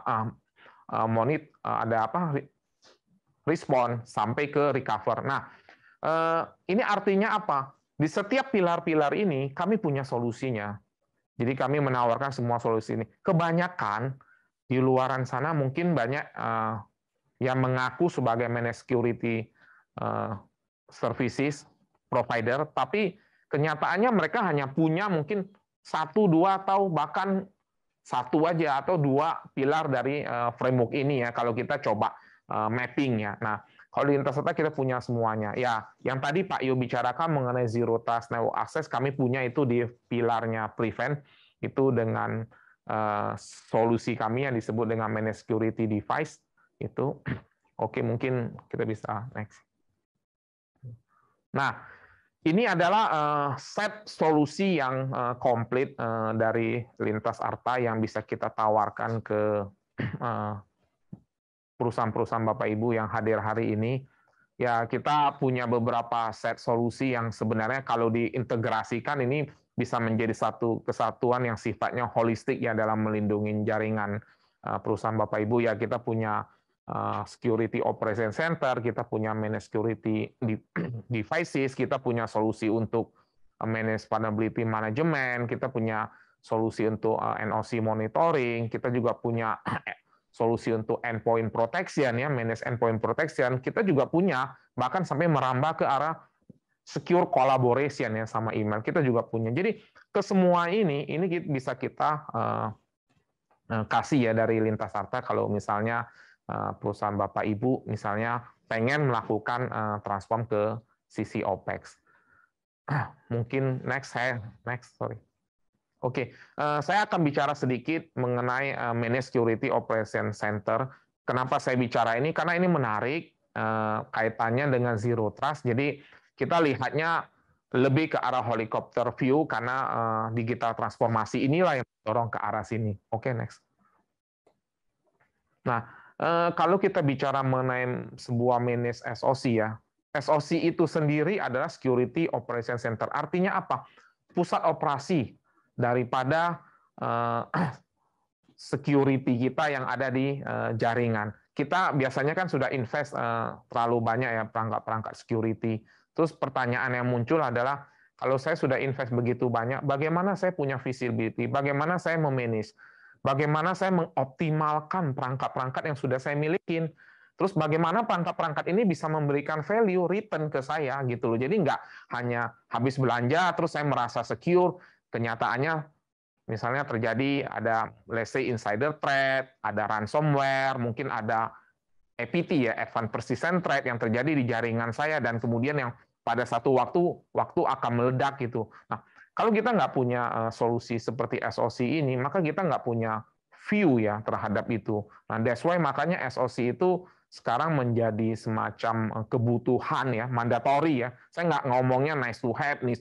Mungkin dulu kalau kita bicara 10 tahun atau 8 tahun yang lalu itu sesuatu yang nice atau nice to have. Tapi sekarang itu menjadi sesuatu yang sifatnya lebih mandatory. Nggak punya ini ya berarti kita akan bekerja, saya sebutnya dengan island of problem. Artinya saya akan mau melihat problem itu device by device, dan saya harus melakukan analisa dan korelasi sendiri, dan itu biasanya taking time banget ya buat orang-orang IT security.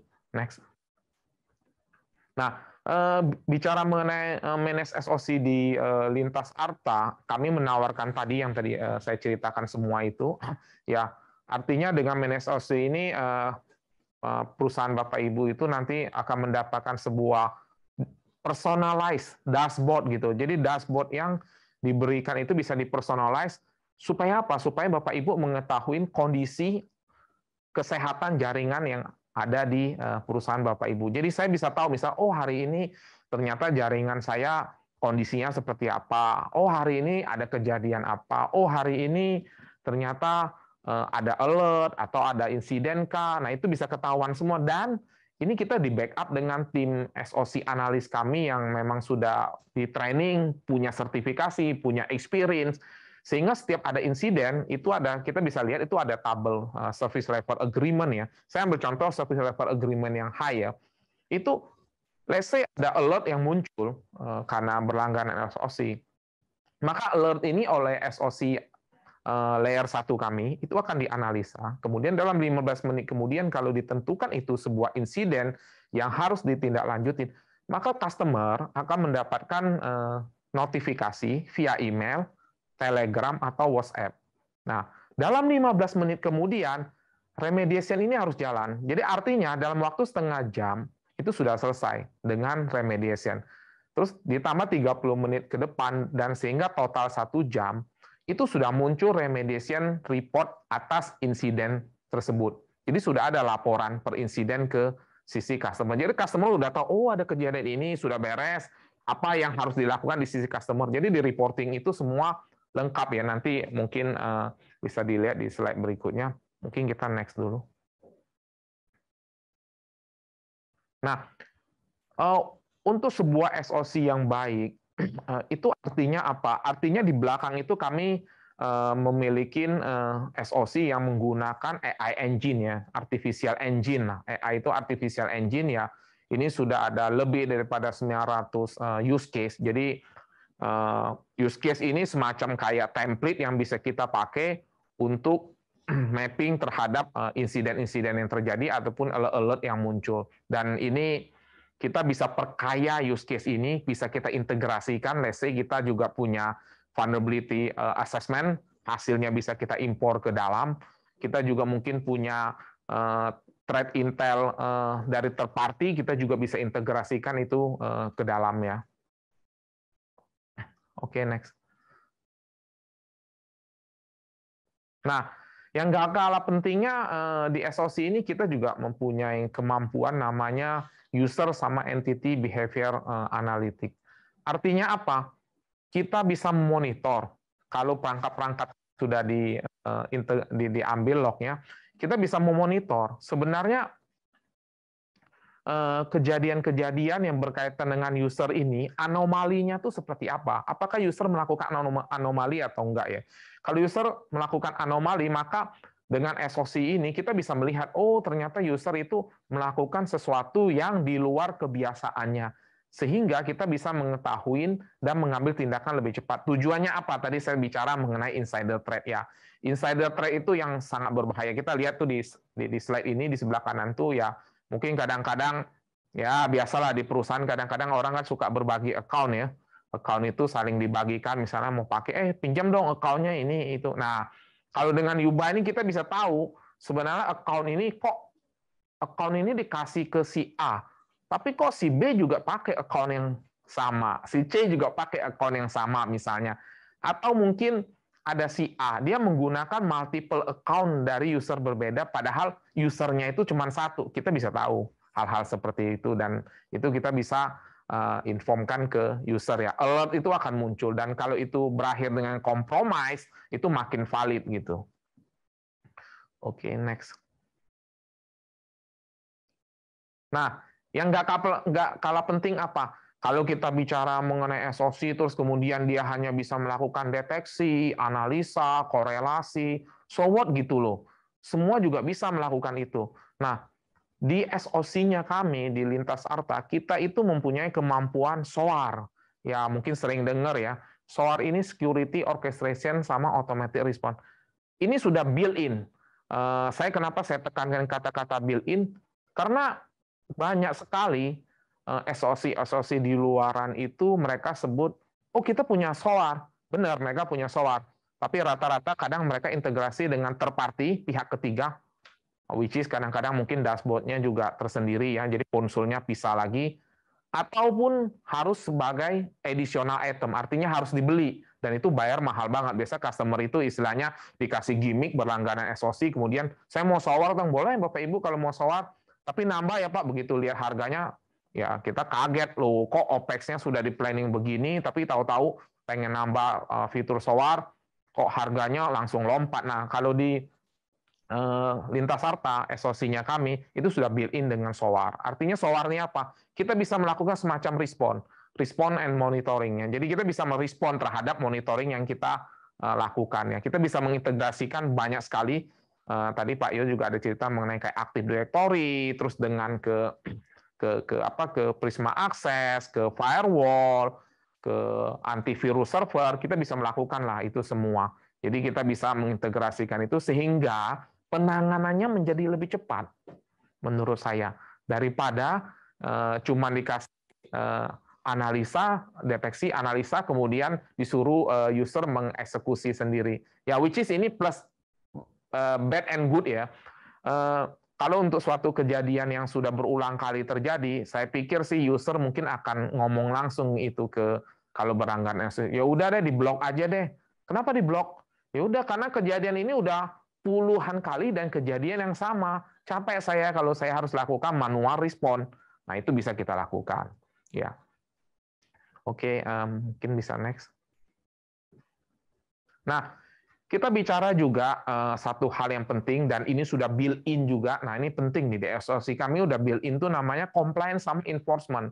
Kita bisa lihat tuh di tengah-tengah itu compliance-nya banyak banget ya. Bisa compliance ke PCI, SOC, NIST, ISO 27001, dan sebagainya. Ini semua sudah built-in and free. No additional cost yang harus dibayar oleh Bapak Ibu. Oke, kita next dulu. Nah, ini contoh, saya capture ini contoh, kita punya dashboard ya, kalau misalnya Bapak Ibu pengen, oh perusahaan saya ini heavily harus compliance dengan PCI DSS, karena kami berkaitan dengan payment lah gitu. Ini bisa kita tampilin dashboard yang related, item-itemnya langsung straight to the point dengan PCI DSS, termasuk juga, next coba.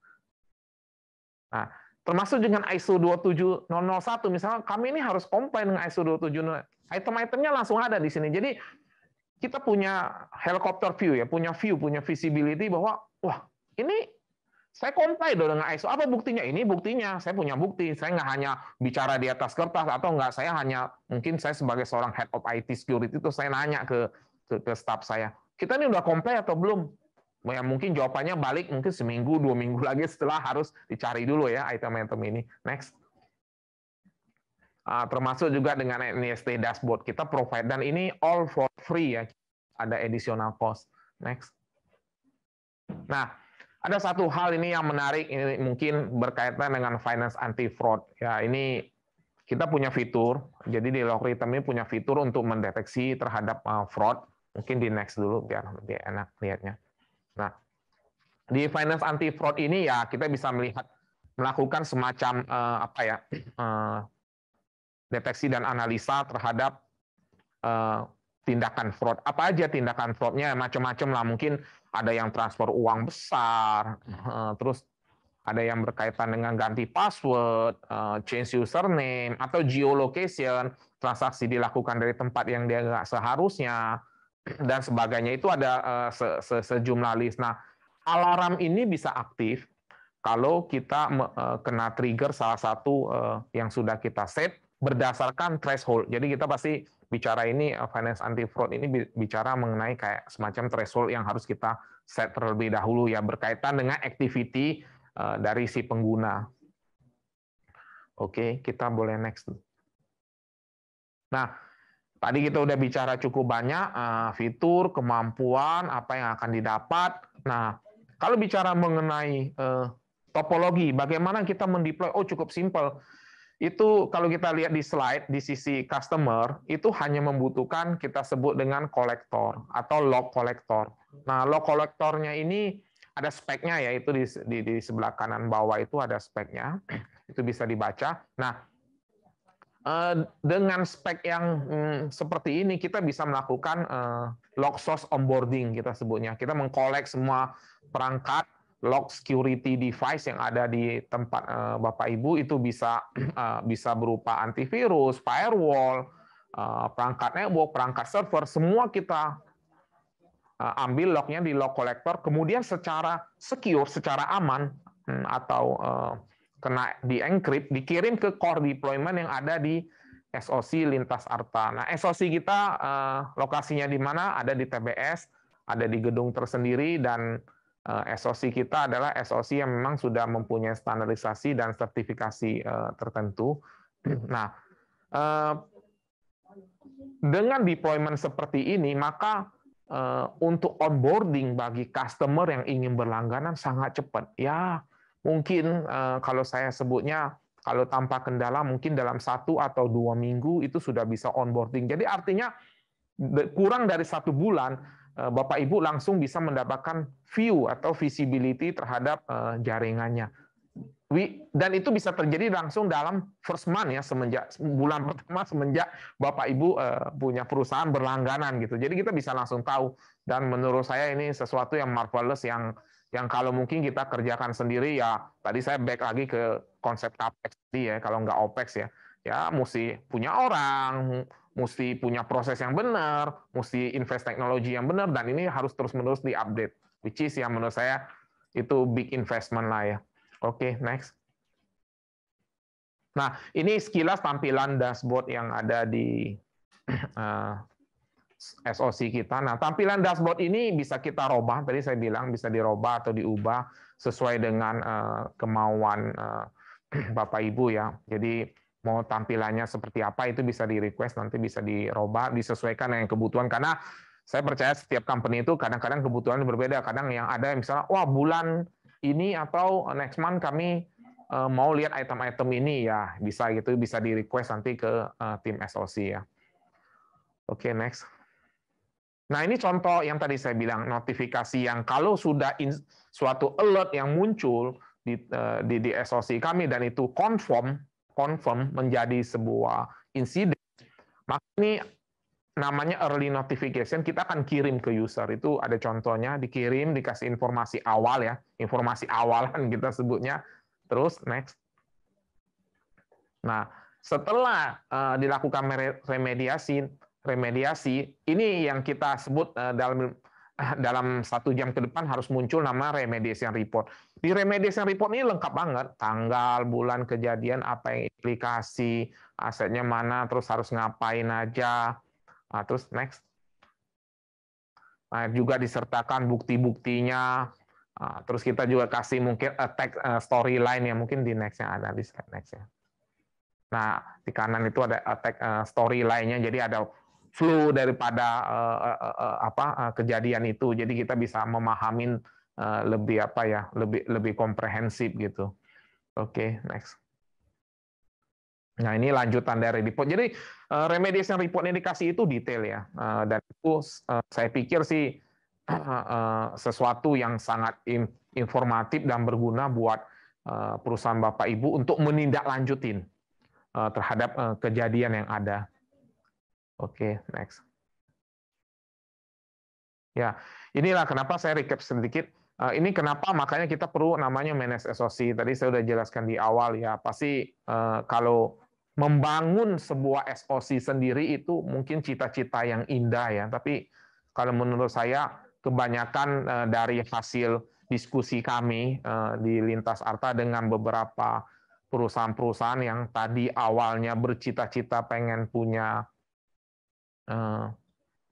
SOC tersendiri, namun itu hanya mimpi indah yang bisa, atau bulan madu yang bisa mereka nikmatin dalam 1 tahun ke depan, which is tahun kedua biasanya mereka coming up dengan berbagai multi problem, which is ujungnya mereka juga larinya ke OPEX atau mungkin semi OPEX, dan menurut saya Kalau dari awal kita sudah tahu manage SOC itu menguntungkan, kenapa kita harus memikirkan punya SOC sendiri dengan konsep CAPEX? Menurut saya itu terlalu mahal harga yang harus dibayar ya. Next. Ya, ini ada beberapa customer pain point ya, mungkin nanti bisa sambil dilihat dibaca ya. Ini kita coba rangkum dari beberapa customer kita ya. Mostly ya biasanya karena mereka mungkin mereka nggak punya SOC, mereka nggak punya visibility, punya aset yang banyak, mereka nggak bisa monitor, nggak bisa respon terhadap kejadian-kejadian yang harus dihandle dengan cepat, which is akhirnya fokus pekerjaan utama tim IT security yang seharusnya fokus ke main bisnisnya, itu menjadi defokus karena ya ngurusin insiden-insiden, dan biasanya itu taking waktu yang cukup lama, sehingga ketika, let's say ini saya ambil contoh, ketika ada product development yang harus launching suatu produk, sekarang kita tahu kan semua menuju digital transformation, ketika dia harus launching ke suatu produk, maka tim IT-nya akan keseret karena insiden, jadi sehingga launching produknya pun kena delay. Ataupun kalau dipaksakan launching produk, ya mungkin mempunyai security hole. Nah, ini semua saya rasa sih nggak akan terjadi kalau kita punya manage SOC yang properly ya. Oke. Oke, mungkin thank you. Nah, ini di slide terakhir ini adalah salah satu gambar ruangan SOC-nya Lintas Arta yang tadi saya bilang berada di TBS Simatupang. Jadi kami memang membangun sebuah SOC yang proper ya. Kenapa saya bilang proper? SOC yang proper tuh ya menurut kami ya kurang lebih harus seperti ini. Jadi harus benar-benar punya suatu standar ya. Jadi nggak hanya sekedar SOC yang kemudian ya dijual ke perusahaan Bapak Ibu dengan ala kadarnya. Namun di kami nggak, kami pengen membangun sebuah SOC memang timnya lengkap, peralatannya lengkap, ruangannya yang memadai, dan sebagainya ya. Thank you. Mungkin saya pikir presentasi saya sampai di sini. Kalau ada nanti pertanyaan-pertanyaan mungkin bisa ditulis di kolom chat ya. Nanti kita coba berinteraksi. Thank you. Saya kembalikan ke Mbak Dewi. Terima kasih Pak Hermanto atas pemaparannya untuk solusi dari Lintas Arta. Saya mengingatkan kembali untuk Bapak Ibu, untuk yang ingin bertanya kepada kedua narasumber kita dapat menulis di Q&A, dan untuk dapat mengisi juga kuesioner yang udah kami share di link chat, sehingga untuk Bapak Ibu bisa kami untuk undi untuk bagian door prize di akhir acara. Dan ada juga hadiah yang menarik untuk para peserta yang terus hadir sampai akhir acara ini. Baik, kita sudah sampai di sesi kesimpulan, di mana Palo Alto memiliki solusi yang saat ini dibutuhkan oleh perusahaan, yaitu teknologi NGFW dan Prisma Aksesase untuk menjaga kualitas dan keamanan jaringan. Dan Lintas Arta mengemas produk Palo Alto ini menjadi produk unggulan yang memberikan layanan yang lengkap dan support yang handal di seluruh Indonesia. Layanan ini menjadi salah satu opsi yang dapat dimanfaatkan oleh perusahaan agar dapat meningkatkan keamanan dari bahayanya ancaman serangan cyber secara lebih optimal. Baik, kita masuk ke sesi tanya jawab Bapak Ibu. Akan kami coba lihat nih 3 penanya.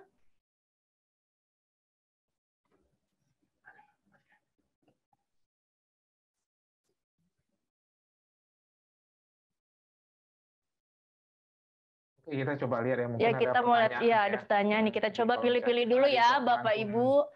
Kira-kira siapa aja nih yang terpilih?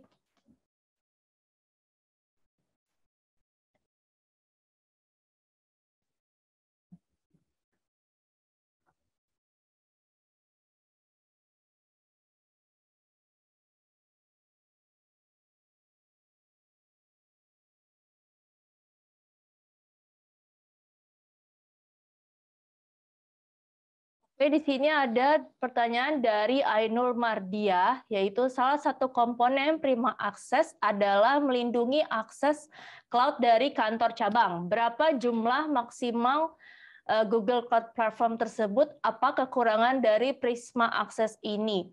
Mungkin bisa dijawab oleh dari Pak Yohanes. Silakan Pak Yohanes. Ya, oke, saya jawab ya untuk pertanyaan Bu Ainur. Mungkin maksudnya itu kalau misalnya cabangnya ada banyak, kira-kira berapa maksimal jumlah cabangnya kali ya, mungkin ya pertanyaannya ya.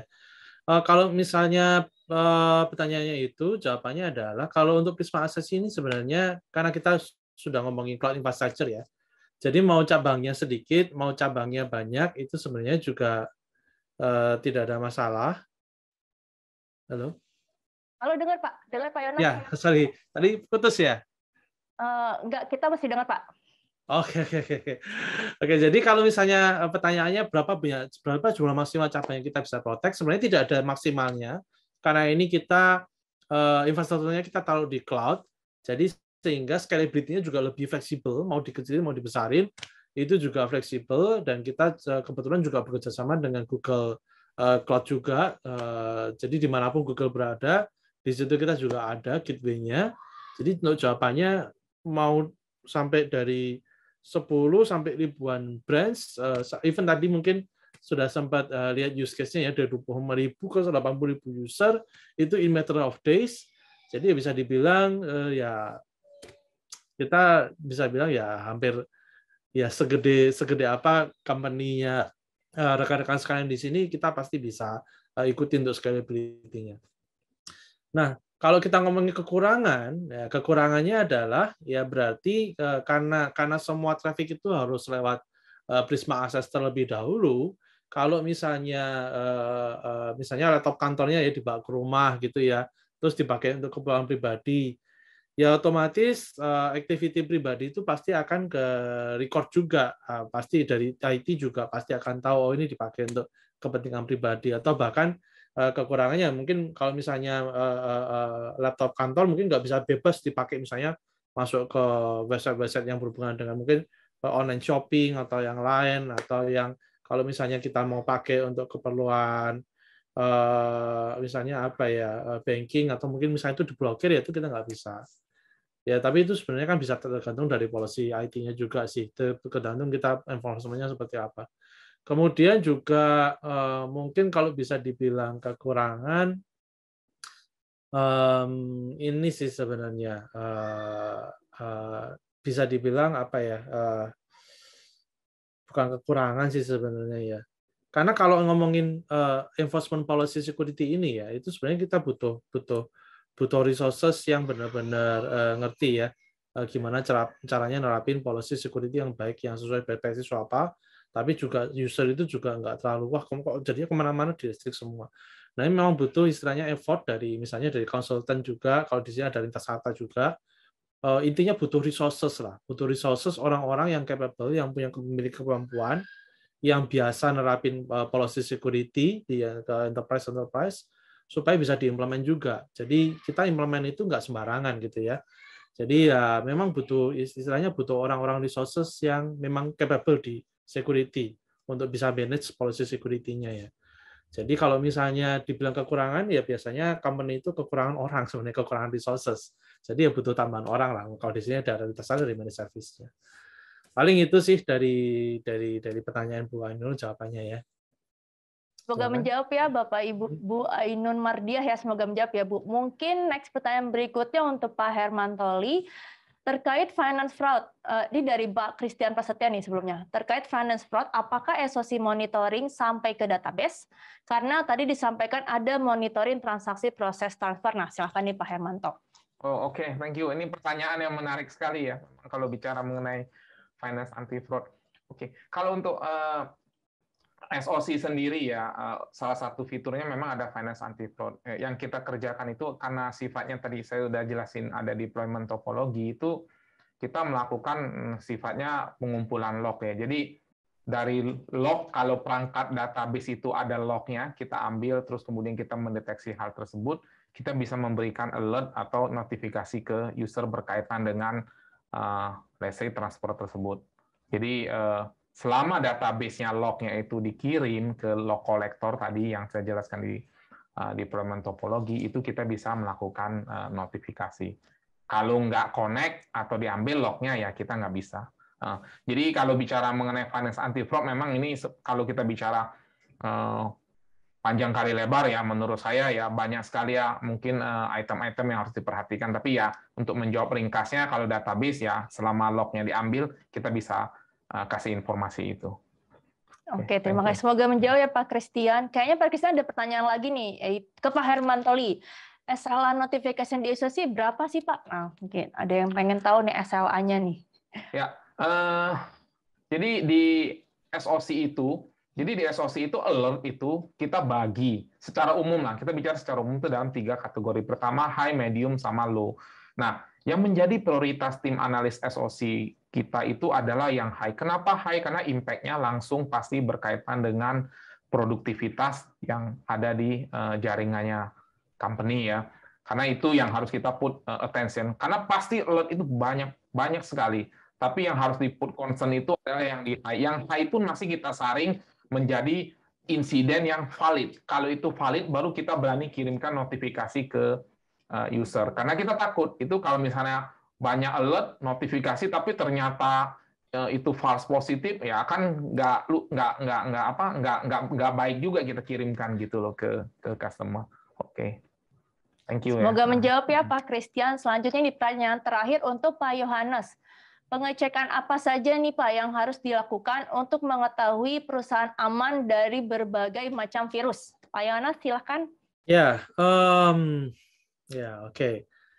Kalau misalnya ngomongin seperti ini ya, ini sebenarnya ngomongin dengan seberapa baik kita mengimplementasikan suatu security solution ya. Karena belum tentu kita taruh perangkat yang mungkin kita tahu mungkin brandnya bagus, tapi habis itu kita nggak bisa configure perangkatnya dengan maksimal, nanti ya sebenarnya agak kurang maksimal juga akhirnya perangkat itu bekerja ya, meskipun sebenarnya capability-nya bagus gitu loh. Nah, kalau misalnya rekan-rekan di sini pengen tahu ya, misalnya apakah sekarang perangkat security yang saya pakai itu apakah udah bagus atau belum, atau kalau misalnya sudah pakai Palo Alto Networks itu sudah misalnya rekan-rekan di sini sudah pakai ya firewall Palo Alto itu masih bagus apa enggak, kita nerapin konfigurasinya baik apa enggak, itu sebenarnya ada beberapa cara ya. Kalau yang existing customer-nya Palo Alto Networks atau sudah menggunakan firewall Palo Alto Networks, itu bisa memanfaatkan namanya itu BPA atau Best Practice Assessment. Itu tool-nya free untuk customer yang menggunakan firewall-nya Palo Alto ya. Kalau bukan firewall nggak bisa, hanya firewall Palo Alto aja. Jadi nanti konfigurasinya tinggal di-upload, nanti hasilnya keluarnya berupa report. Nanti dari report itu akan ketahuan apakah policy configuration yang kita sudah terapkan itu sudah sesuai best practice apa belum. Kalau misalnya belum sesuai best practice, part mana aja yang belum sesuai dengan best practice-nya tersebut. Jadi kita bisa lebih mudah ya identify mana yang kita perlu perbaikin, mana yang perlu kita optimize. Kalau misalnya rekan-rekan di sini masih belum menggunakan firewall-nya Palo Alto Networks, maka di kita tuh ada tools namanya itu SLR atau Security Lifecycle Review. Nanti rekan-rekan di sini bisa request untuk ke rekan baik dari lintas sarta untuk bisa melakukan SLR ini di environment-nya company Bapak Ibu sekalian. Nah, hasil dari SLR, activity SLR ini adalah berupa report. Reportnya itu adalah kayak istilahnya itu kita cek kesehatan ya. Nanti akan keluar penyakitnya itu yang kedeteksi pada waktu melakukan cek kesehatan itu apa aja gitu kan ya. Nah, ini sama. Nanti setelah hasil dari SLR report itu keluar, nanti akan kelihatan di situ part of mana aja yang ternyata itu dari security-nya itu masih bolong-bolong gitu loh. Misalnya masih ada botnet yang lewat, masih ada mungkin ada CNC connection yang lewat, nanti semuanya akan kelihatan di situ. Nah, dari situ hasil reportnya itu nanti bisa dipakai sebagai justifikasi dari rekan-rekan Bapak Ibu sekalian untuk mengajukan ke manajemen supaya bisa pakai services-nya dari lintas sarta dikombin dengan perangkat security-nya Palo Alto Networks. Jadi kita start dari situ dulu lah, karena kalau misalnya ngomongin security itu sebenarnya itu konsepnya itu cuma satu, kita nggak bisa protect apa yang kita nggak bisa lihat. Berarti kan kita harus lihat dulu kan ya, harus punya tools dulu untuk bisa lihat supaya kita bisa proteksi. Sama kalau ngomongin virus juga sama. Kalau virusnya nggak bisa dilihat ya gimana cara kita proteksi kan ya. Artinya kita butuh tools supaya bisa lihat semua virus-virusnya itu. Ya kita dengan menggunakan solusinya dari Palo Alto Networks. Itu sih. Kembali ke Pak Dewi. Terima kasih jawabannya dari Pak Yohanes untuk pertanyaan dari Pak Gavin Akbar ya. Oke, mungkin kita sudah selesai saja sesi pertanyaan di 4 pertanyaan ini. Saya juga tidak lupa untuk mengingatkan kembali untuk Bapak Ibu hadiri untuk dapat mengisi kuesioner yang ada di link chat yang sudah kami kirimkan sebelumnya dengan menuliskan nama email perusahaan dan nomor OVO atau GoPay-nya. Karena akan ada pengundian door prize di akhir acara dan juga ada hadiah menarik untuk peserta yang terus hadir sampai akhir acara ini. Oke, kita masuk ke sesi quizzes time. Mungkin dari tim panitia bisa di-share untuk kode quizisnya. Sebentar ya Bapak Ibu, akan kita tampilkan kode untuk masuk ke quizis.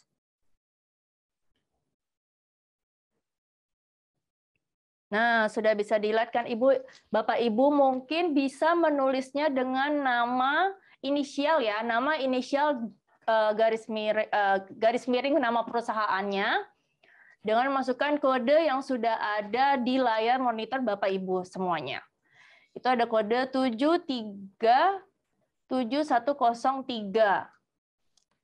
Jangan lupa menulis namanya, jangan nama yang aneh-aneh, nama benerannya, garis miring nama perusahaannya ya Bapak Ibu. Mungkin kita tunggu dulu ya, jangan lupa masukin kodenya yang sudah ada di depan layar Bapak Ibu hadirin semuanya. Dengan menuliskan nama aslinya, bukan nama samaran ya Bapak Ibu, nama benerannya, garis miring nama perusahaannya. Jangan nama perusahaannya juga jangan yang lain-lain ya Bapak Ibu, yang beneran. Pokoknya semuanya kita butuh yang beneran-beneran ya Bapak Ibu, biar kita bisa mengkontak untuk pengiriman hadiahnya. Kita tunggu ya Bapak Ibu. Ini bisa dilakukan di desktop kalian, di desktop Bapak Ibu, atau mungkin di handphone, smartphone, tablet, atau apapun. Ini bisa diakses ya Bapak Ibu dengan mengakses di kode 73171103. Dengan menuliskan nama Bapak Ibu, garis miring nama perusahaannya yang benar, jangan nama inisial, nama samaran, atau nama-nama lainnya. Sayang loh. Iya sayang banget, soalnya ini hadiah banyak banget. Mungkin bocoran hadiah apa? Kuisnya hadiahnya apa? Rp150.000 akan dikirim ke OVO atau GoPay Bapak Ibu hadirin semua. Pertanyaannya gampang-gampang pokoknya. Pokoknya yang terus dengerin dari tadi pemaparan dari Pak Yohanes, pemaparan dari Pak Hermanto, pasti bisa jawab. Gampang banget. Buat Bapak Ibu hadirin, apa sih yang enggak? Ayo, jangan lupa menuliskan nama Bapak Ibu hadirin yang benar, yang sesuai dengan garis miring nama perusahaannya. Kita coba tunggu sampai 20 kali ya.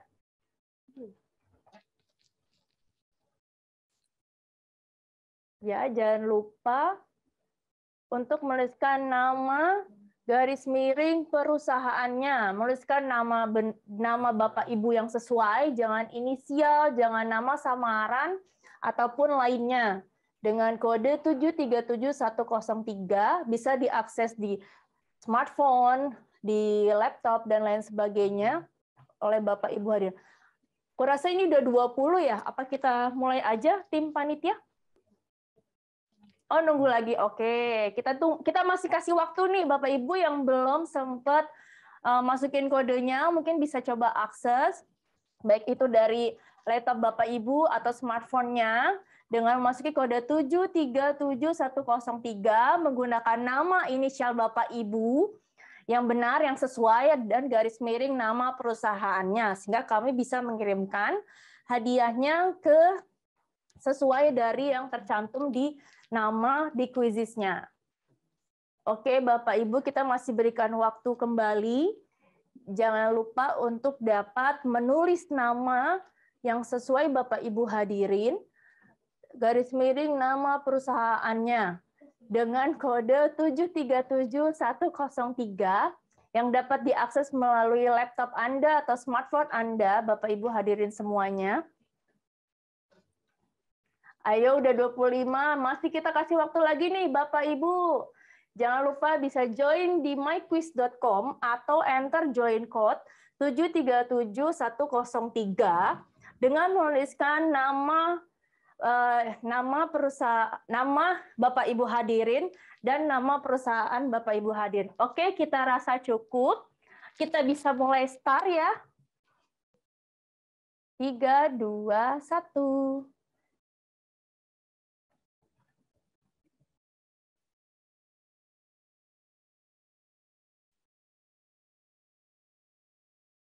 Gampang-gampang kan Bapak Ibu? Ayo, nah udah ada yang jawab tuh. Ya, dibalap lagi. Duh, pokoknya ada saldo OVO GoPay sebesar Rp150.000 untuk peserta yang beruntung.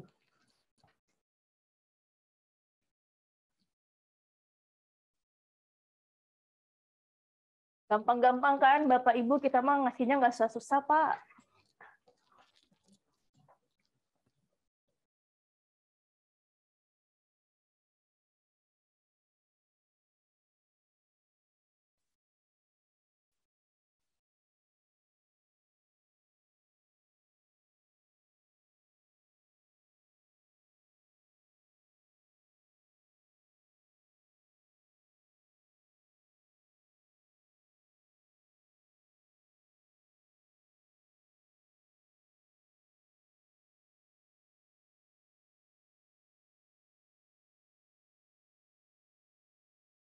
Oh, ternyata dapat tambahan lagi nih Bapak Ibu. Untuk yang bisa menangin kuis ini, ternyata pemenangnya 250.000. Noh, kan? Bapak Ibu, kapan lagi pertanyaannya gampang-gampang. Ini udah memimpin nih, Pak Kristian. Waduh, Pak Kristian. 250.000 untuk pemenang kuisis yang beruntung. Langsung dikirimkan ke OVO atau GoPay.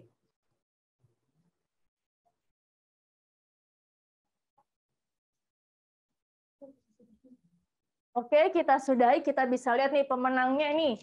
Ada siapa aja nih bisa dimunculin.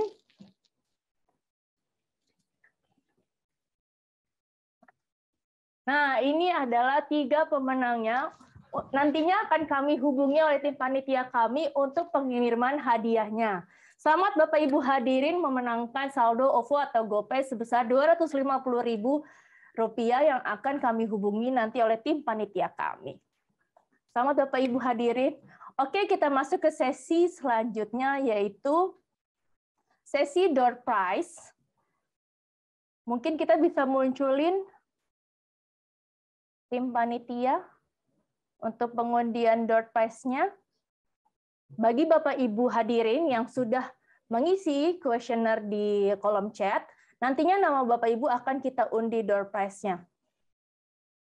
Jadi jangan lupa untuk mengisi kuesioner di kolom chat yang udah kami share linknya. Mungkin dari tim panitia udah bisa memunculkan bola-bola door prize-nya.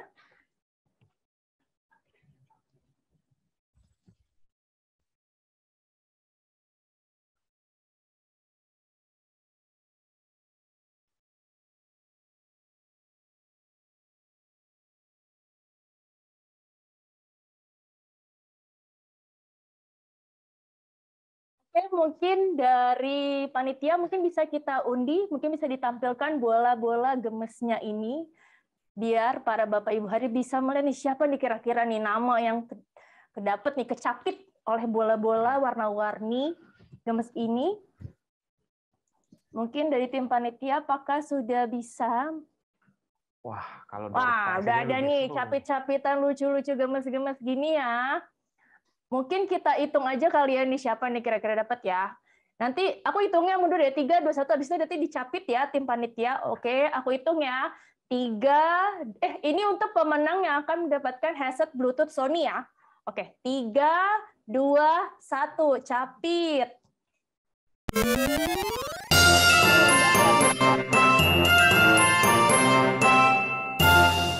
Soliha Yuni, ini kayaknya mah orang lintas Arta, mungkin kita undi lagi ya. Kita undi lagi nih, kalau orang internet nggak bisa ya. Ini untuk Bapak spesial, untuk Bapak Ibu hadirin. Kita coba undi lagi ya untuk memenangkan headset Bluetooth Sony ya. Aku hitung dari 3, 2, 1.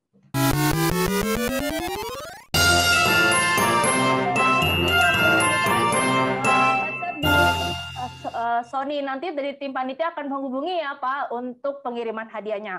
Oke, selanjutnya pemenang yang berikutnya untuk mendapatkan hadiah door prize smartwatch Xiaomi.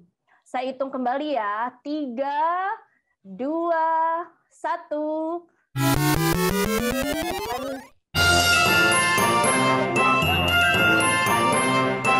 Dia Bu menangkan door prize Xiaomi smartwatch. Nah, Yang terakhir, ini pemenang paling tinggi nih. Ini ada mendapatkan headset Bluetooth Jabra. Mungkin kita hitung lagi. 3, 2, 1. Kayaknya orang Lintas Arta juga. Kita undi lagi kembali ya. Pokoknya internal nggak bisa ya. Ini spesial untuk Bapak Ibu. Kita coba undi kembali. 3, 2, 1.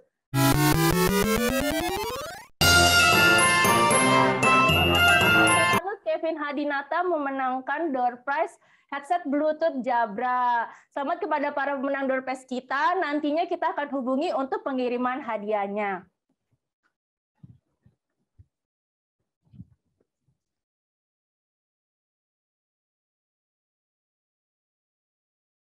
Oke, kita udah masuk di pengunjung acara. Sebelumnya saya ucapkan terima kasih kepada Pak Yohanes, Pak Hermantoli, dan rekan semua yang sudah membantu dalam webinar Lintas Arta dan Palo Alto ini. Saya ucapkan terima kasih sebelumnya mewakili dari panitia dan seluruh tim. Terima kasih sebelumnya. Wassalamualaikum warahmatullahi wabarakatuh. Terima kasih semuanya. Untuk nanti yang pemenang akan kami hubungi dari tim panitia kami untuk pengiriman hadiahnya. Thank you Bapak Ibu semuanya. Sehat-sehat selalu. Innovation. In the past, innovators obtained information, communicated, then developed technology to realize their ideas. Ya, halo. Oops, not this one. This one. Businesses that were able to innovate continuously proved able to sustain their competitive edge as well.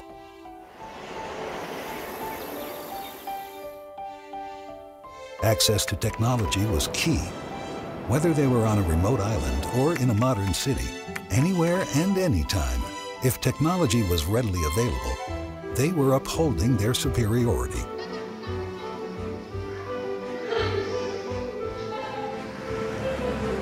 This is the ICT era.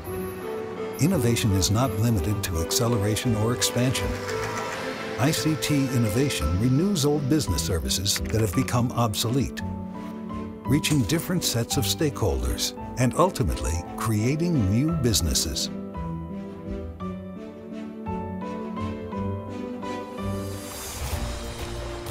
Our clients, who we always serve as partners, have utilized ICT innovations and reaped the benefits. Up-to-date data about supply, needs, and delivery time is now available anywhere, even in the fields of plantations. Public servants become more friendly, with higher esteem in serving the people. Furthermore, physicians now develop better doctor-patient relationships, because all the important information they need is readily available. At Lintas Arta, ICT innovations are constantly being produced by experts who are keen to keep abreast of the latest trends in providing total solutions and uphold the innovative spirit. The result is reliable business solutions that answer real challenges and, at the same time, provide the edge to succeed in future competition. Here, we're not trying to foresee the future. We're focused on today, convinced that ICT innovation will define future business. In the future, ICT innovations will bring new business horizons and is already knocking on our doors, anywhere across the country and beyond. Lintas Arta is a total solution company that wants to shape the nation's future by empowering ICT systems. Your ICT systems. Lintas Arta, empowering your future.